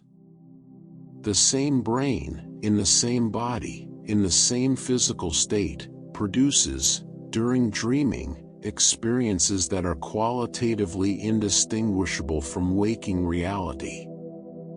The physical processes are different during dreaming than during waking. But the subjective qualities, the vividness, the felt reality, the emotional depth, are if anything sometimes more intense in dreams than in waking life. Explaining how physical processes give rise to that quality of experience is the hard problem of consciousness. And dreams make it harder, not easier, by demonstrating how little the subjective quality of experience is constrained by the external physical situation. Now let us talk about something that most people who are interested in dreams rarely think about. Not the content of dreams, not their meaning or their function, but the peculiar problem of what we know about them. Of how dreams make their way into the record at all. Dream memory is extraordinarily fragile. Within minutes of waking, most dream content has vanished. The vivid world that felt so completely real, the faces, the conversations, the emotional texture of the experience, evaporates with a speed that has no parallel in waking memory. You can wake from a dream feeling that it was profound, that something important happened there, and find within the hour that not a single specific image remains. Only a faint residue. A mood. A vague sense of something that was there and is now gone. This is not a failure of memory in the ordinary sense. It is something specific to the way dream content is encoded, or rather, to the way it seems not to be encoded. The normal processes by which waking experience is fixed into long-term memory are, during sleep, largely inactive. The dream occurs in a kind of memorial isolation. It is experienced with full intensity and then, in most cases, simply released. Which means that almost everything we know about dreams, every theory, every interpretation, every piece of cultural wisdom, every research finding, is based on a profoundly imperfect record. We are studying an experience that erases itself almost immediately. We are building theories on the fragments that happen to survive the dissolution.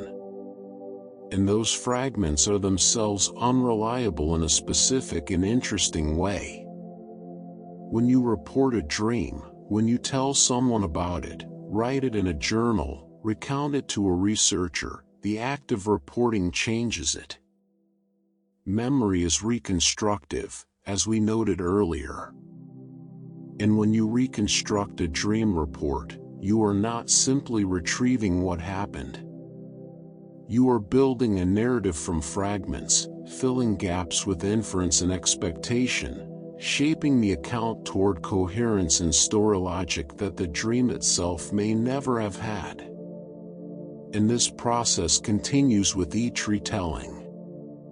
Each time you describe a dream, you are not repeating the first description. You are reconstructing again, from the previous reconstruction, drifting slightly further from whatever the original experience was. Dreams are not stable objects waiting to be accurately reported. They are experiences that exist fully only in the moment of dreaming, and that exist thereafter only as increasingly imperfect reconstructions. This is not a methodological inconvenience. It is a philosophically interesting fact about the nature of dream experience.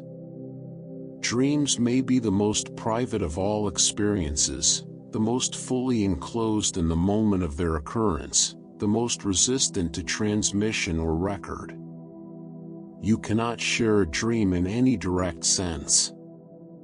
You can only build a story about it and offer that story to someone else. And the story is not the dream. Which means that in the end, the dream remains yours alone, occurring in the unreachable interior of your own consciousness, lasting only as long as it lasts, leaving behind only what survives the morning. A private world that no one else can enter, that you yourself cannot fully return to, that exists, in its full reality, only once, and only in the dark.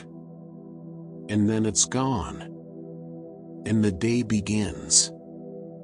And you carry with you, if you're lucky, some faint impression of having been somewhere remarkable. Some emotional residue of a world that was entirely real, and is now entirely memory.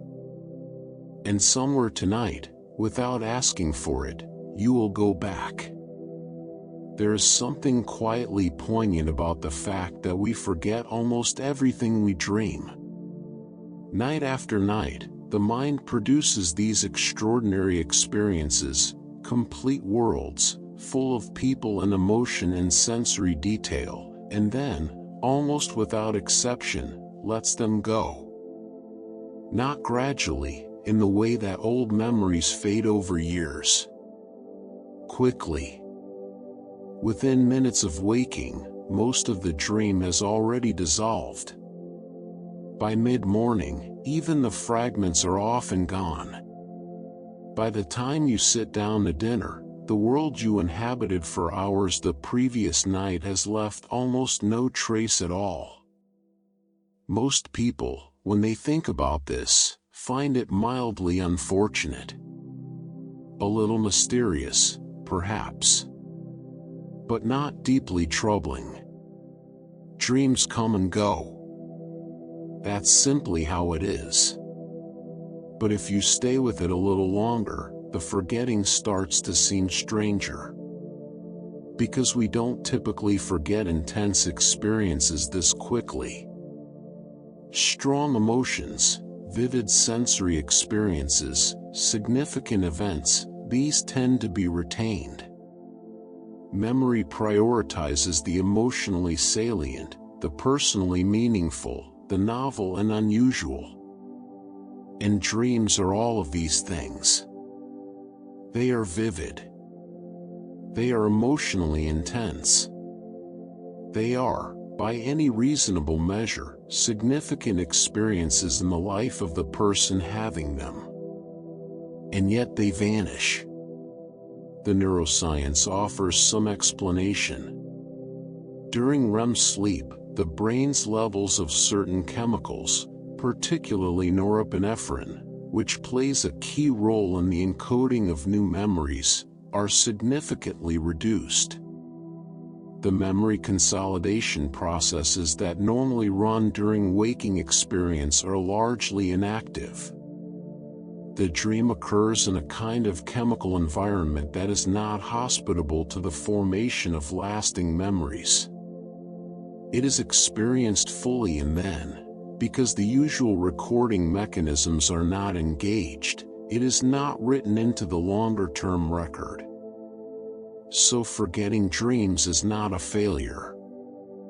It is, in a sense, the default. The system is not designed to retain them. What's remarkable, from this perspective, is not that we forget most of our dreams, but that we remember any of them at all. The ones that survive into waking recall are the exceptions. The ones vivid enough, or occurring close enough to waking, or emotionally charged enough, to break through the chemical conditions that normally prevent encoding. And this means that everything we call our dream life, the dreams we remember, the ones we tell each other about, the ones that feel important, is already a selection. A tiny, biased sample of the total experience. The full archive of what we dream is inaccessible to us. We are working, always, with whatever happened to make it out. But here's where something interesting happens. When a dream does make it out, when you wake with some fragment still present, some image or feeling still alive in the morning, the act of trying to remember it changes it. This is not a minor point. It is a fundamental feature of what dream memory is. The moment you begin to recall a dream, you are no longer simply accessing a stored experience. You are reconstructing it. And reconstruction is a creative process. Gaps get filled. Sequences get ordered that may not have had a clear order in the original experience. Logical connections get imposed on material that may have had no logical connection. The narrative smooths itself out. The story becomes more like a story. And if you tell it to someone else, it changes further. Language imposes its own structure. The experience has to be translated into words, and words require linearity, sequence, cause and effect. The dream, which may have had none of these things, acquires them in the telling. The report becomes something different from the experience, not a lie, not a distortion in any deliberate sense, but an inevitably transformed version of something that was, in its original form, beyond language's ability to hold. Which raises a question that some philosophers of mind find genuinely absorbing. What language do dreams speak? Not in the metaphorical sense. We've already talked about dreams as symbolic, as speaking in the language of image and emotion rather than direct statement. But in a more literal sense, when you are dreaming, are you thinking in language? Are the experiences of the dream structured by words and grammar and the categories that language provides? Or is dream experience something more fundamental, something that happens below or before language, in a register that words can only approximate after the fact? Most people, if they try to examine their own dream experiences, find that dreams are not primarily verbal. They are primarily visual, emotional, sensory. Language can appear in dreams. You can read signs, hear words spoken, have conversations. But the core texture of dream experience seems to be something other than linguistic. Something more immediate. More like pure experience than like thought. And yet, the moment you try to capture that experience, to hold it, to communicate it, to examine it, language is the only tool you have. The nonverbal experience has to be translated into a verbal account. And something is always lost in that translation. The dream resists full articulation. It exceeds what words can do. This gap between experience and language is not unique to dreams. It exists in all of conscious experience to some degree. The felt quality of seeing red or tasting something sweet is notoriously difficult to put into words. But dreams make the gap more visible, partly because the translation is so obviously incomplete. and partly because the original experience is already gone by the time you attempt the translation. Some philosophers have pushed this thinking in a fascinating direction by asking whether dreaming might be a form of inner fiction writing. It's a comparison worth exploring carefully, because it is not meant dismissively. Fiction is not a trivial thing.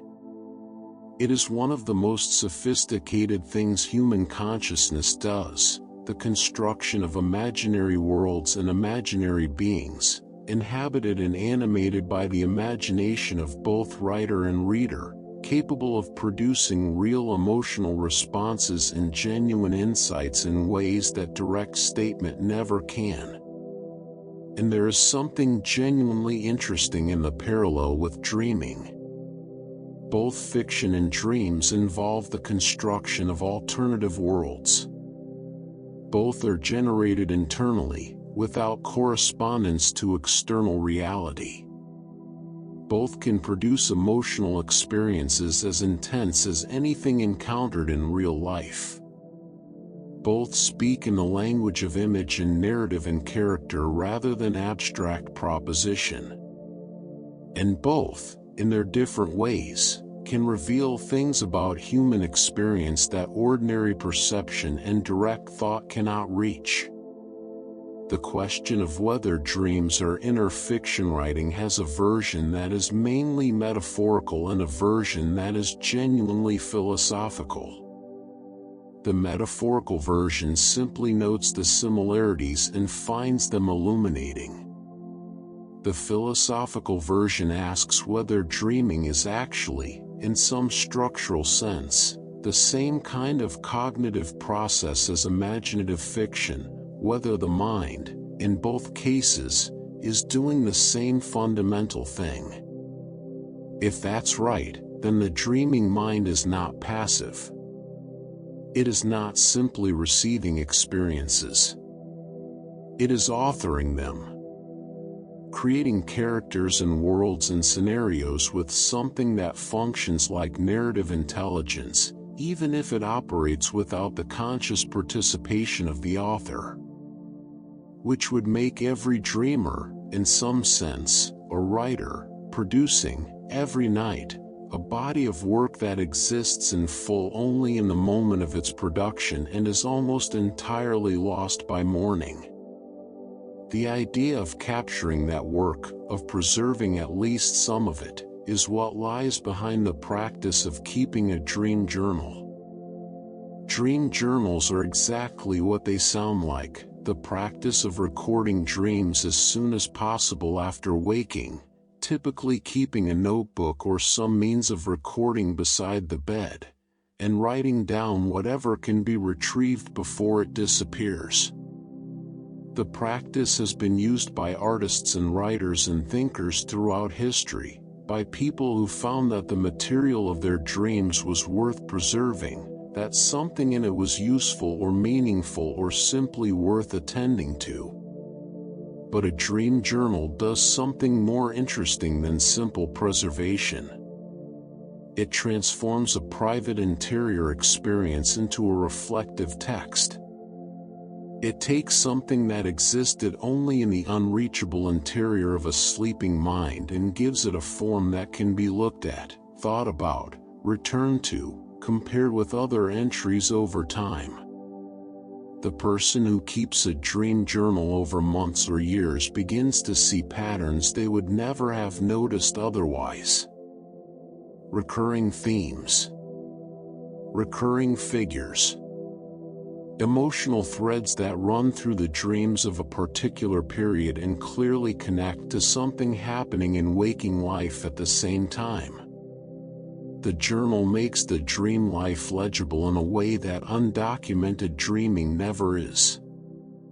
It creates, over time, a kind of autobiography of the unconscious, a record of the mind's interior life at a level that ordinary self-reflection almost never reaches. There is something intimate about a dream journal in a way that other kinds of writing aren't. Because the material it records is so completely private, so completely interior, so completely belonging to the person who dreamed it. No one else could have written these entries. No one else was there. They record experiences that occurred in a space to which no other person has ever had, or could ever have, access. And the act of writing them, of translating the dream into language, of imposing narrative on something that may have resisted narrative, is itself a creative act. The dream journal entry is not the dream, but it is the mind's best attempt to hold on to something that would otherwise be entirely lost. To make some claim on an experience that the night was already taking back. Now let us step back from the individual mind and the individual night, and look at something larger. For as long as there have been human beings who could reflect on their experience, there have been human beings who have found dreams extraordinary, who have felt that what happens in the night is not simply noise or biology but something that deserves to be taken seriously.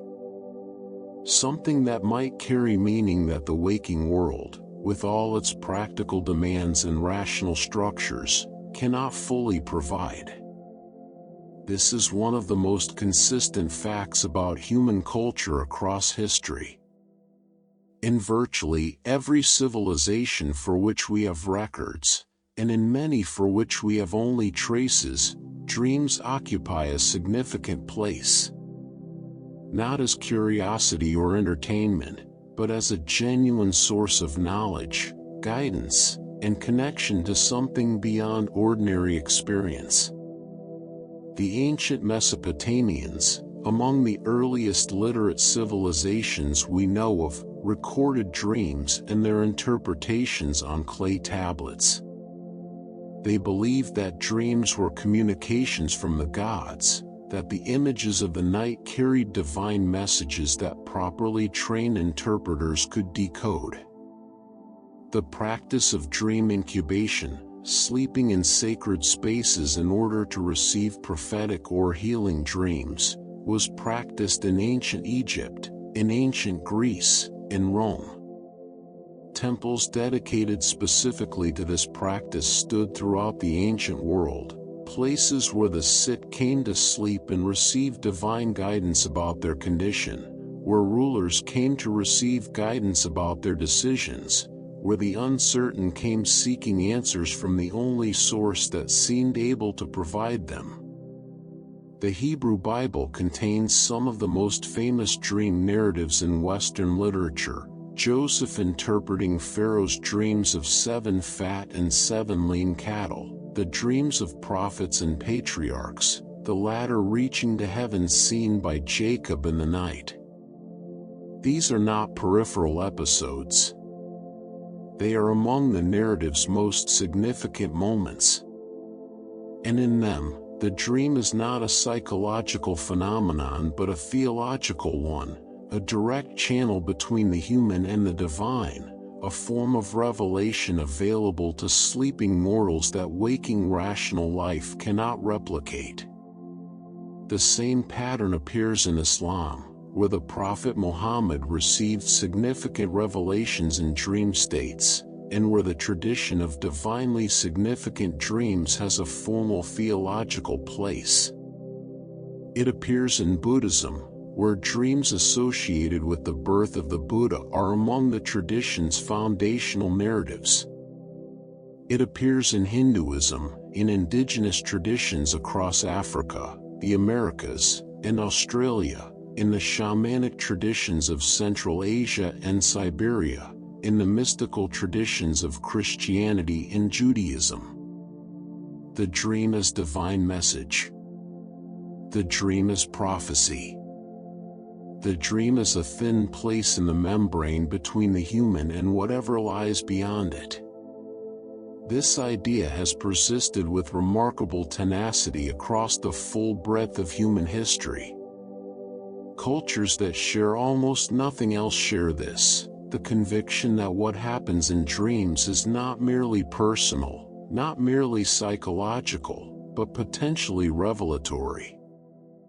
That the dreaming mind can receive information, warnings, guidance, and truth that is not available to waking consciousness.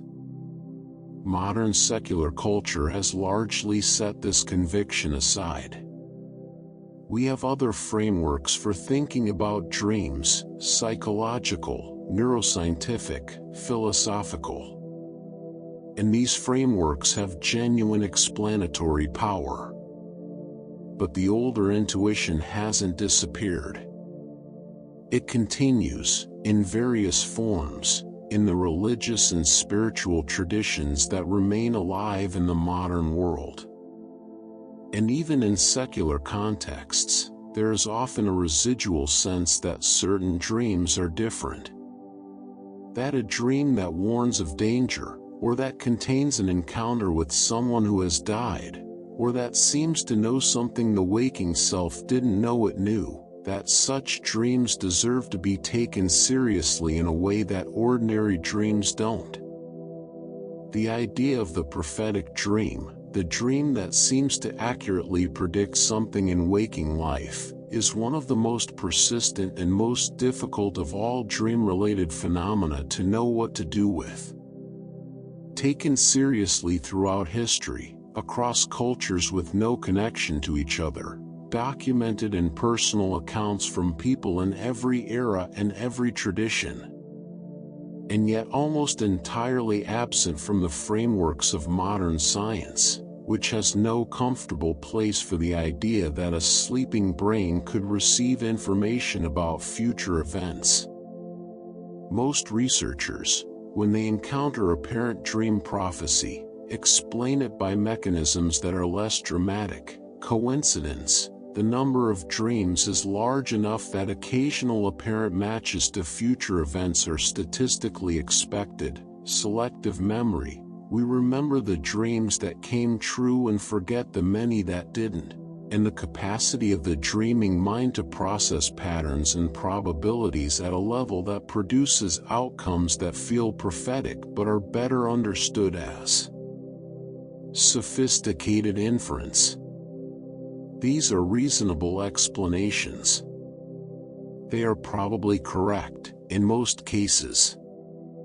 But the persistence of the experience, across so many people, in so many traditions, in so many different forms, makes it difficult to dismiss entirely as mere misremembering or coincidence.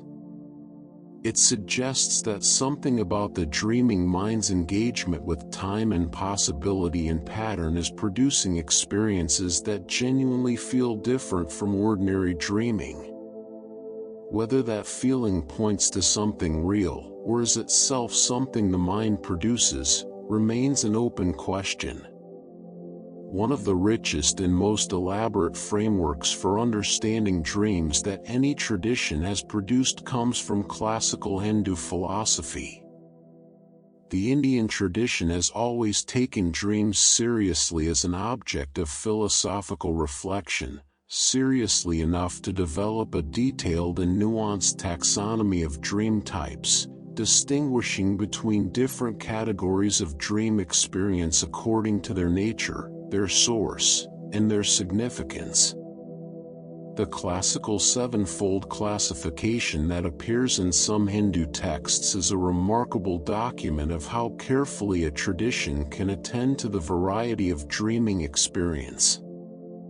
It distinguishes between dreams that arise from what has been seen in waking life, dreams that arise from what has been heard, dreams that arise from what has been experienced emotionally, dreams that arise from desires and wishes, dreams that carry prophetic or anticipatory content, dreams produced by imbalances in the body, and dreams that arise from a higher source, from divine or transcendent influence.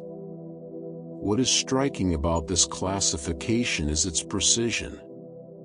It is not simply dividing dreams into good and bad, meaningful and meaningless.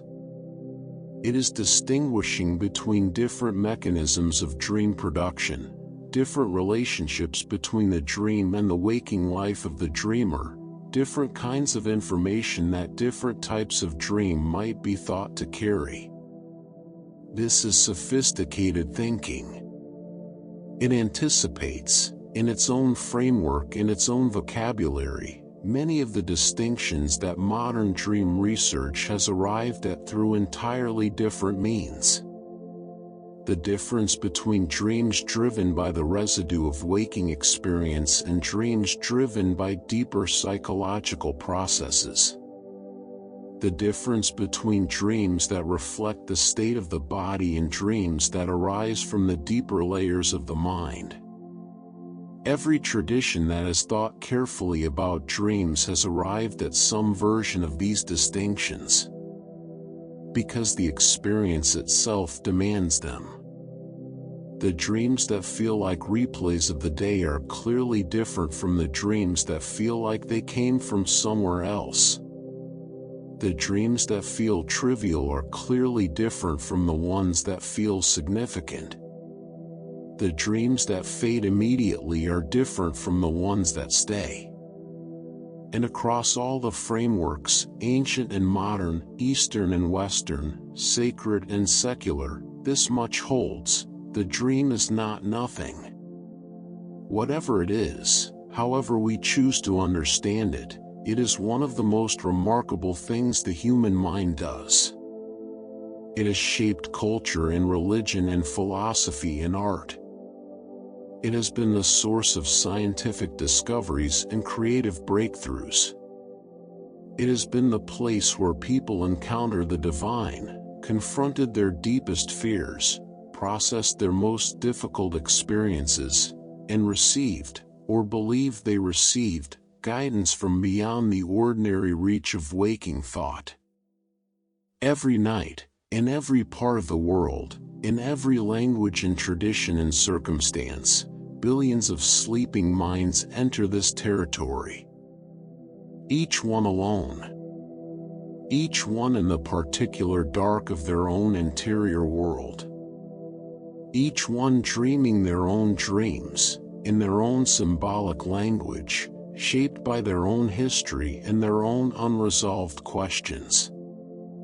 And each one, by morning, carrying back only the faintest trace of where they have been.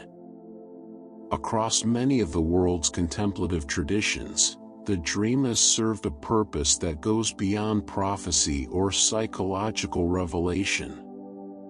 It has served as a mirror, a demonstration, a way of showing the mind something about itself that the mind, left to its ordinary habits, would never see.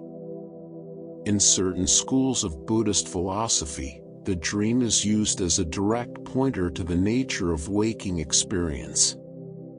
The logic runs something like this: when you are dreaming, everything seems real. The world of the dream feels solid, present, populated with genuine things and genuine people. And then you wake, and you see that it was not. The solidity was constructed. The reality was, in a precise sense, mental. It arose from within and was taken for something external and independent. The teaching is that waking life has the same structure.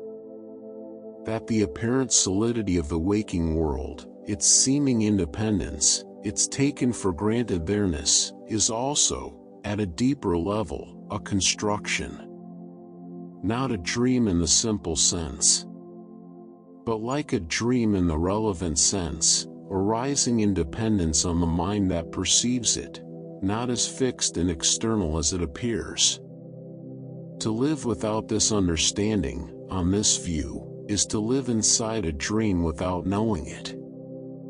To move through the waking world with the same uncritical acceptance that the dreaming self brings to the dream world, taking appearances for realities, taking constructions for givens, mistaking the map for the territory. And this is where the dream becomes more than an interesting phenomenon and becomes a philosophical instrument. A tool for waking up. Not from sleep, but from the habitual unawareness that these traditions call ignorance, the condition of moving through experience without seeing its nature clearly. The idea that ordinary life is a kind of dream, and that genuine understanding is a kind of awakening, appears in traditions well beyond Buddhism. It runs through certain strands of Hinduism, where the great dreamer whose dream is the world appears as a recurring figure in cosmological thinking. It appears in Plato's allegory of the cave, which is not about dreams explicitly, but shares the same essential structure, beings taking shadows for realities, and the rare, difficult, often unwelcome process of turning toward the light. It appears in Sufi mystical poetry, in certain Taoist texts, in the writings of mystics across traditions who have used the language of dream and waking to describe the difference between ordinary and awakened experience. What all of these share is a striking inversion of how we normally think about dreams and waking life. Normally, we think of waking as the real state and dreaming as the illusory one. These traditions suggest that the distinction is less absolute than it seems. That waking life, as ordinarily lived, shares more with dreaming than we are comfortable acknowledging. And that what we call waking up, the biological event of regaining consciousness in the morning, may be a much shallower transition than the deeper waking these traditions point toward.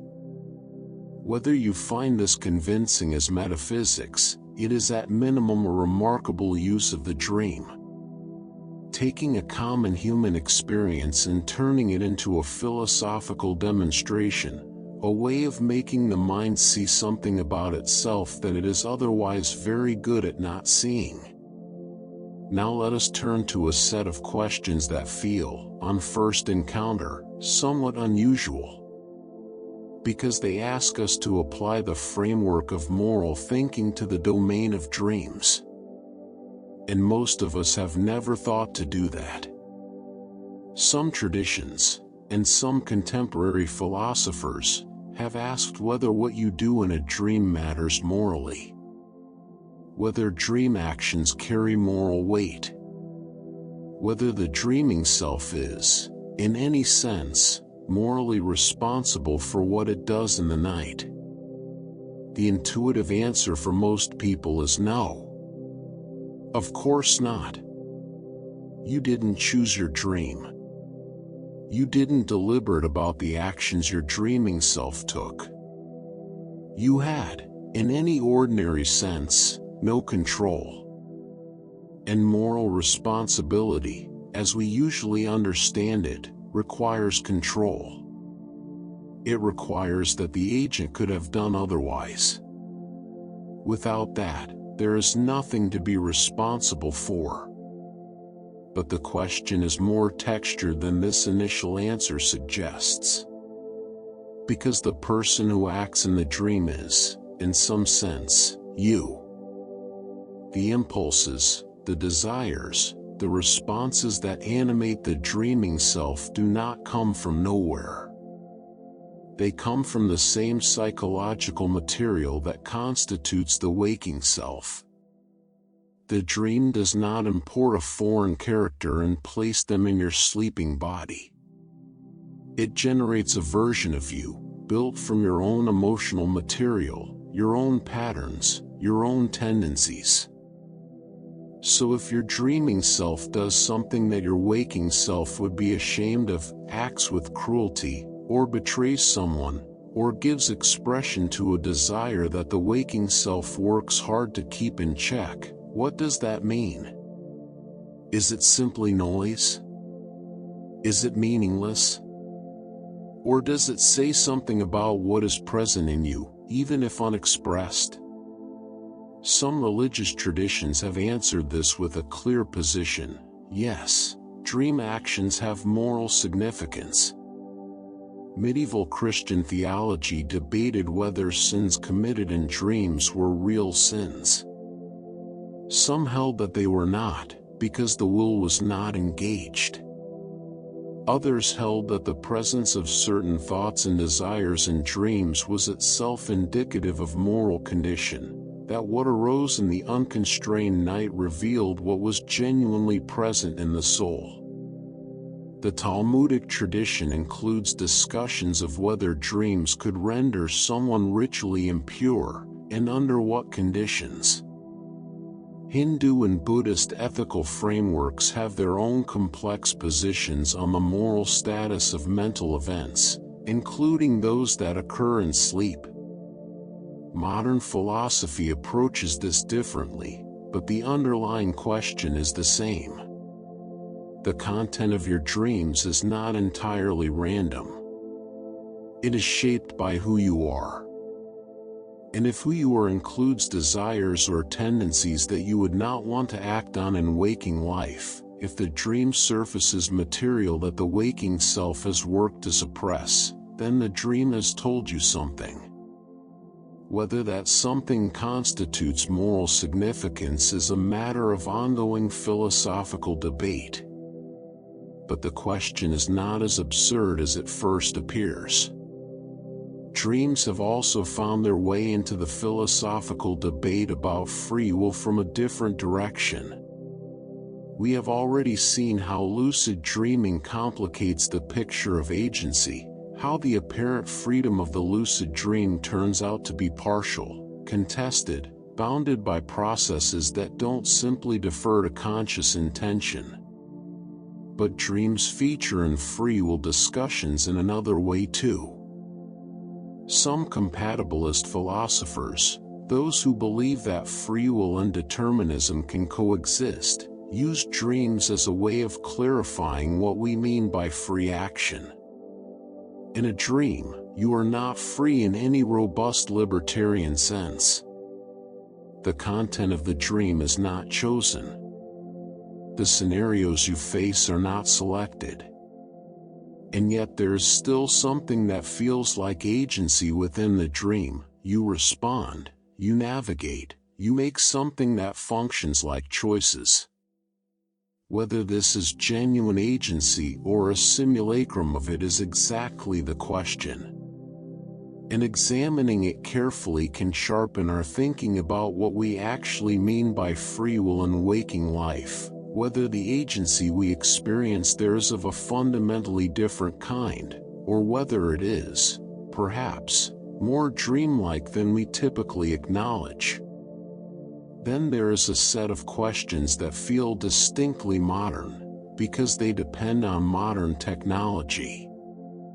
If dreams are connected to who we are, if they surface genuine psychological material, carry emotional truths, reveal aspects of the self that are not visible in ordinary waking behavior, then access to someone's dreams would be, in a quite specific sense, access to something very private. Perhaps more private than almost anything else. The interior of the dreaming mind is a domain that no other person has ever been able to enter. Its privacy has been guaranteed, historically, simply by the fact that there was no way in. But neuroscience is beginning, very tentatively and very imperfectly, to change that. Researchers have made early progress in decoding aspects of dream content from brain activity during sleep, and using imaging data to reconstruct, in rough form, some of what a person's visual experience during dreaming contains. The work is preliminary. The reconstructions are crude. The gap between current capability and anything like full dream access is vast. But the direction is clear. And it raises questions that deserve to be asked now, before the technology gets further. What would it mean to access someone's dreams without their consent? What kind of violation would that represent? Dreams feel more intimate than diary entries, more private than personal correspondence, more revealing than almost any other form of self-expression. because they are not expressions in any deliberate sense. They are unguarded. They arise without the social self's management or editing. They contain what is actually there, not what the person has chosen to present. If dreams are not completely private in principle, if there exists, even in theory, a way of accessing their content, then the ethics of that access become a serious question. One that philosophy has barely begun to examine, and that society will eventually need to think about carefully. Now, having spent a great deal of time in the serious philosophical and scientific territory of dreams, let us spend a little time in the stranger, more intimate zones, the experiences that don't fit neatly into any theory, that are simply part of the texture of being a dreaming creature. Sleep paralysis is one of these. Most people who have experienced it remember it clearly. The moment of waking, or what seems like waking, combined with the complete inability to move. The body utterly still, utterly unresponsive to the will. Eyes open, or seeming to be open. The room around you apparently real and present. And yet the body locked, and often, accompanying the paralysis, a feeling of presence. Of something in the room that shouldn't be there. A weight on the chest. A figure at the edge of vision. A quality of dread that is physiologically indistinguishable from genuine terror. Sleep paralysis is, in neurological terms, a fairly well understood phenomenon.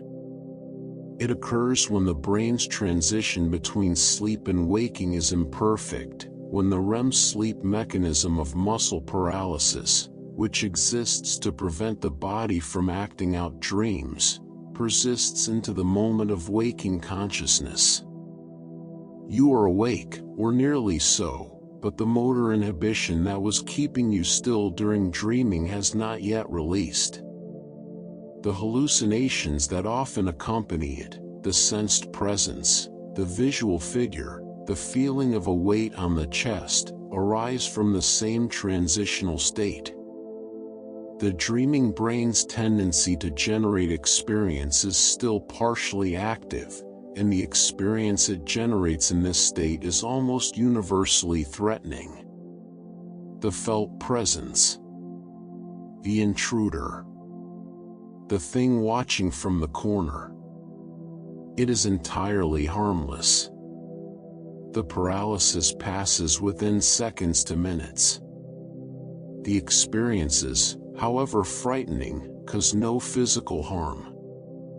The body is simply in a temporary state between sleep and waking, and the mind is filling the gap with something that the nervous system interprets as danger. But knowing this doesn't necessarily make it less frightening in the moment. In the universality of the experience, sleep paralysis has been reported across cultures and throughout history, and the figures encountered in it are strikingly consistent, has meant that it has generated an enormous amount of cultural interpretation. The old hag sitting on the chest in European folklore. The demon visitors in various traditions. The alien abduction experiences reported in modern contexts. All of these share a common phenomenological core that maps almost precisely onto the sleep paralysis experience. The dreaming mind's last act before fully returning to waking life, generating one final, vivid, threatening presence, has shaped mythology and folklore and spiritual narrative across the full breadth of human history. And then there is the quieter, more everyday strangeness of dreams that incorporate the real world. It happens often enough that most people have experienced it. You are deeply asleep, well inside a dream, and a sound enters from the waking world. An alarm. A voice in another room. Traffic outside. Rain against the window. And instead of waking you, the sound is absorbed by the dream. Translated. Given a place in the narrative that is already running. The alarm becomes a ringing phone in the dream. The voice becomes a character speaking. The sound of rain becomes a storm in the dream landscape. The dreaming brain, encountering real sensory input, doesn't simply pass it through unchanged. It integrates it, interprets it, finds a way to make it part of the story that is already being told. Which means that for a moment, sometimes a surprisingly extended moment, the dream world and the waking world are running simultaneously. Real sensory data from outside is being processed and incorporated into an internally generated experience. The boundary between inside and outside becomes genuinely permeable. There is something almost tender about this. The dreaming mind, engaged in its own extraordinary production, accommodating the sounds of the actual world without abandoning its story. Weaving the real into the imagined without pause, without seam, without the dreamer even noticing that the two have met. It is a small thing, perhaps. But it captures something essential about what dreaming is. Not a complete retreat from the world. Not a sealed enclosure. But something porous, responsive, connected to the waking world even while turned most fully inward. Drawing the outside in. Making the real part of the story. Just as, perhaps, the story is always making the real. Not all of dreaming happens in the night. There is a form of dream that occurs in full daylight, with the eyes open, in the middle of ordinary life. You are sitting somewhere, at a desk, on a train, in a room where someone is talking, and the mind slips its moorings. It drifts away from the present moment, away from the task or the conversation or the view in front of you, and begins to move through its own interior landscape. Generating scenes, following thoughts that have no immediate practical destination, visiting possibilities and memories and imagined futures. Daydreaming. The waking dream. It is so common, so thoroughly ordinary, that we barely notice it as the remarkable thing it is. Research suggests that the human mind spends somewhere between a third and half of its waking hours in this wandering state, not fully attending to what is in front of it, but moving through some interior world of its own making. We drift in and out of the present moment constantly, fluidly, almost without noticing the transitions. This is the default mode of the human mind. Not focused attention, not directed thought, but this loose, associative, self-generated wandering. When the brain is not required to attend to something external, this is what it does. It dreams, in its waking way. It generates. And the content of daydreaming shares something essential with nighttime dreaming. The same associative logic. The same emotional coloring. The same movement between memory and anticipation, between the actual and the possible. The same sense of a self moving through a landscape that is not entirely under conscious control. Which means that the questions we have been asking about nighttime dreams don't stay neatly confined to the hours of sleep. They bleed into waking life. The dreaming mind is not something that switches on when you close your eyes and switches off when you open them. It is something that runs continuously, at varying depths, through the whole of conscious life. Sleeping dreams are its most extreme expression. But the same fundamental process, the mind generating worlds from its own interior material, is present in some form almost every waking moment. Now consider something that seems, on the surface, like a simple factual curiosity, but turns out to open onto something more interesting. Not everyone dreams in color. Some people dream in full, saturated color, as vivid and natural as anything they see with open eyes. Others dream predominantly in black and white, a grayscale world, experienced as entirely normal within the dream but clearly different from waking visual experience on reflection. Most people fall somewhere in the middle, with some dreams in color, some not, some in colors that don't correspond to anything in waking reality. What's interesting is that the tendency to dream in black and white appears to have changed over time.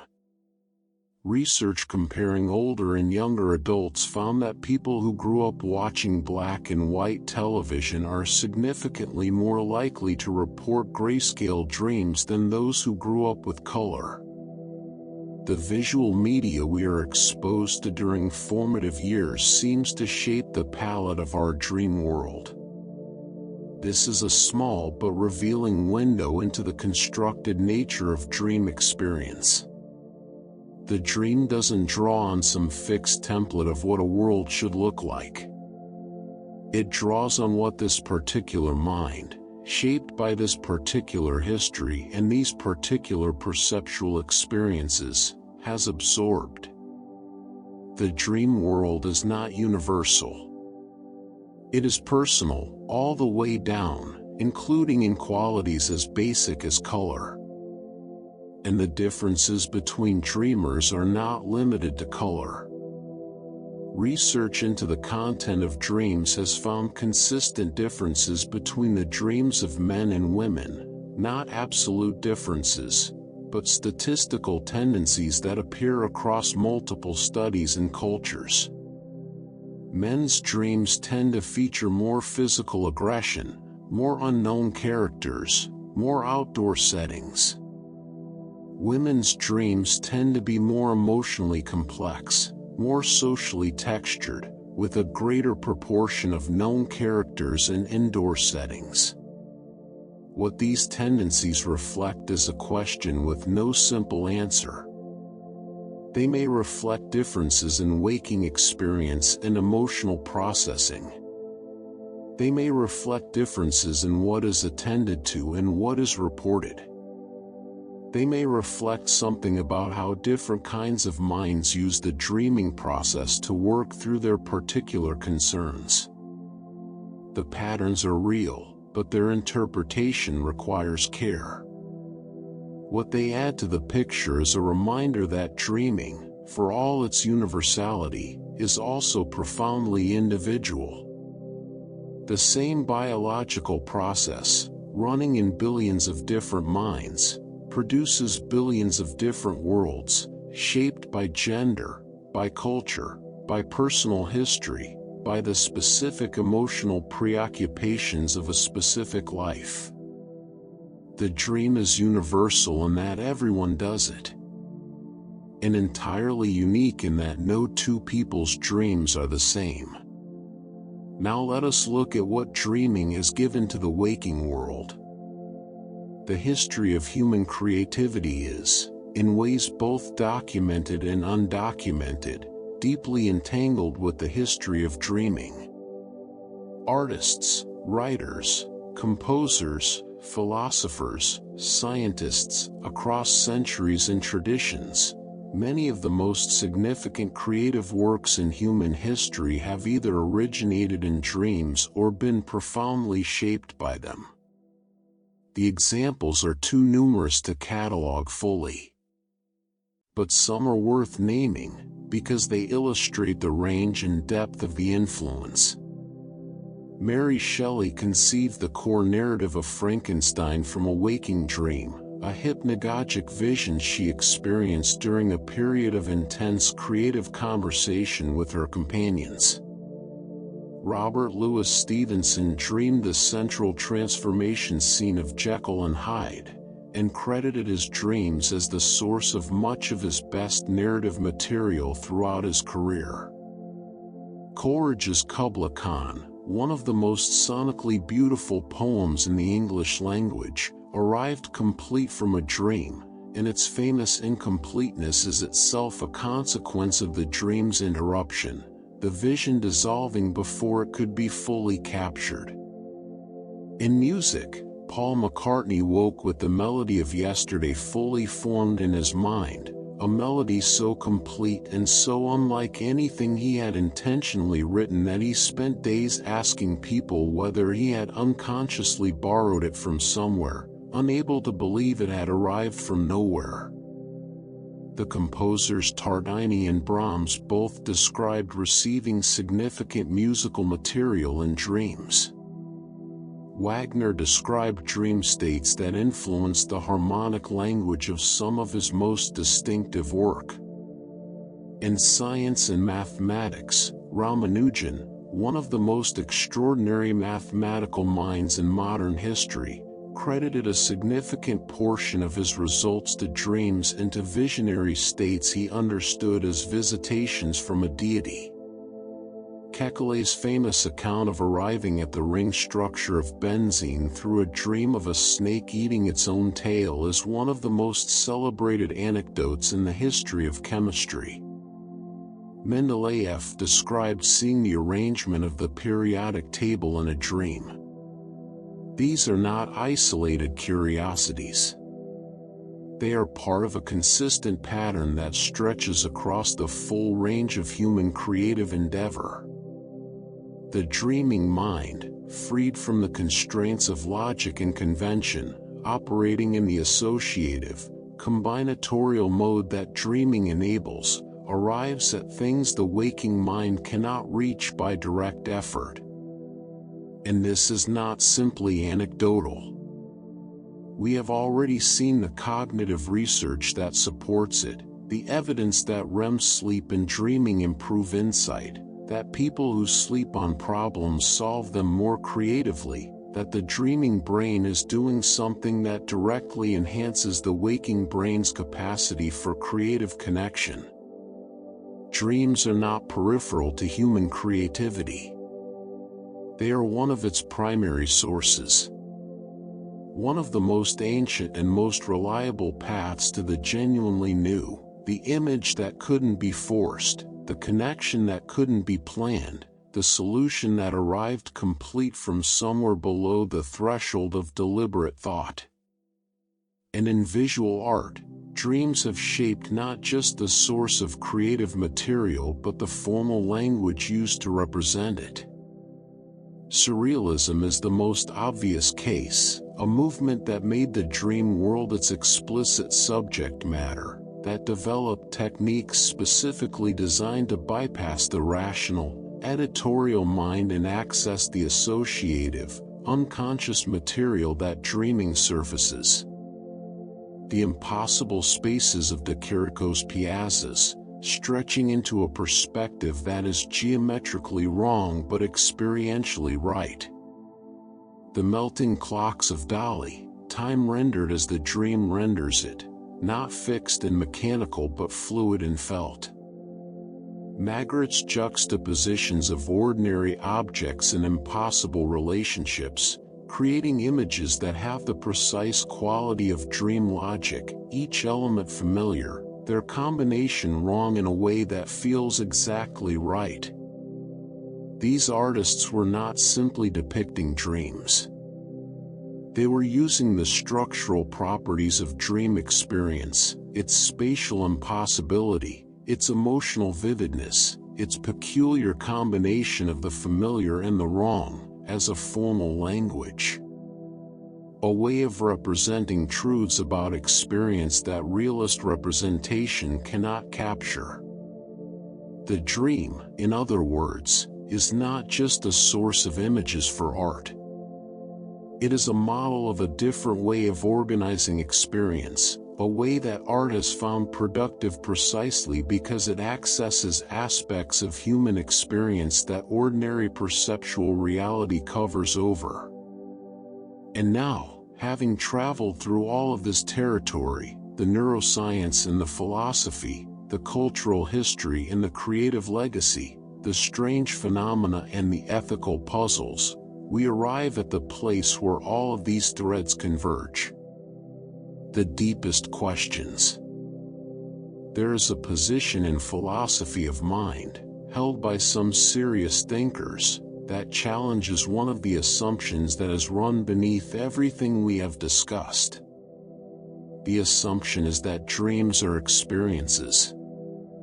That when you dream, something is genuinely happening to you subjectively, that there is something it is like to be dreaming, in the same way that there is something it is like to see red or feel pain.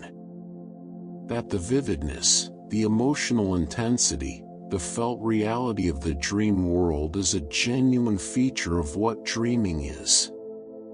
Some philosophers deny this.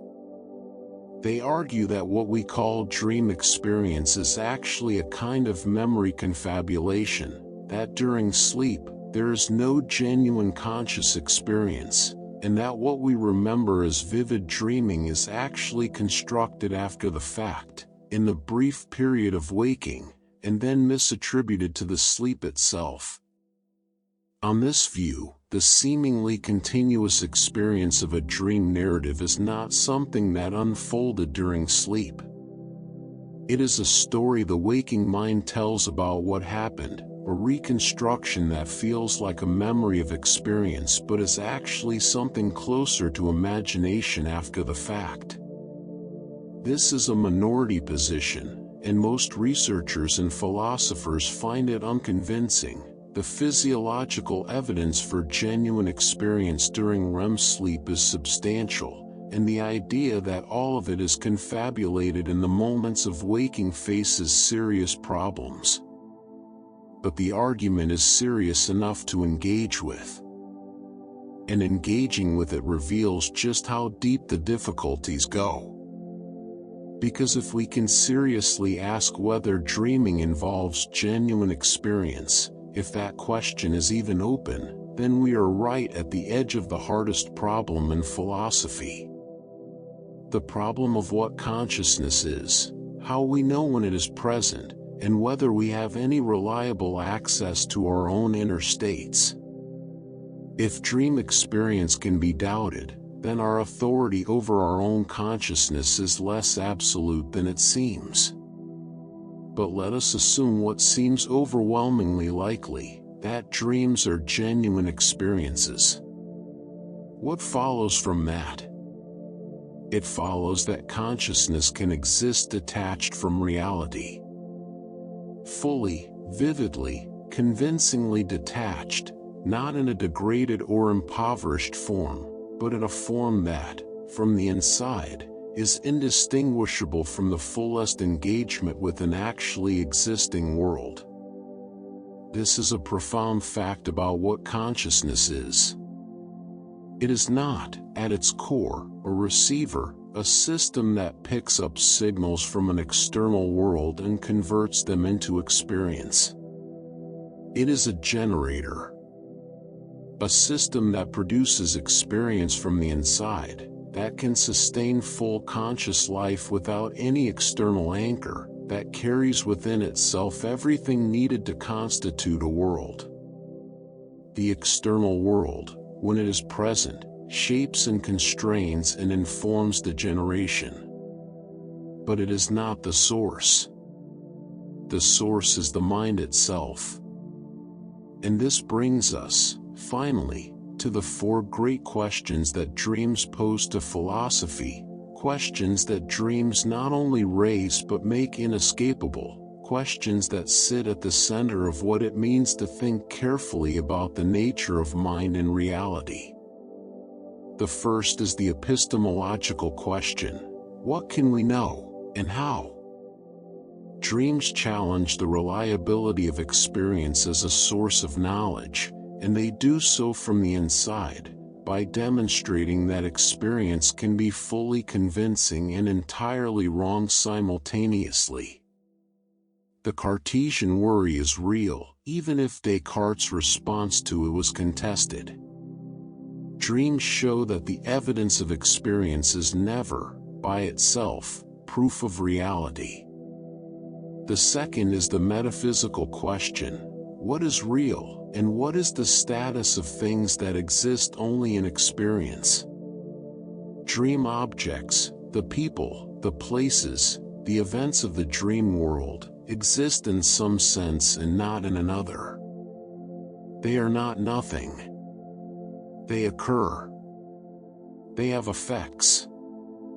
They shape the dreamer's life in ways that persist after waking. What kind of existence is that? What are dream objects, metaphysically speaking?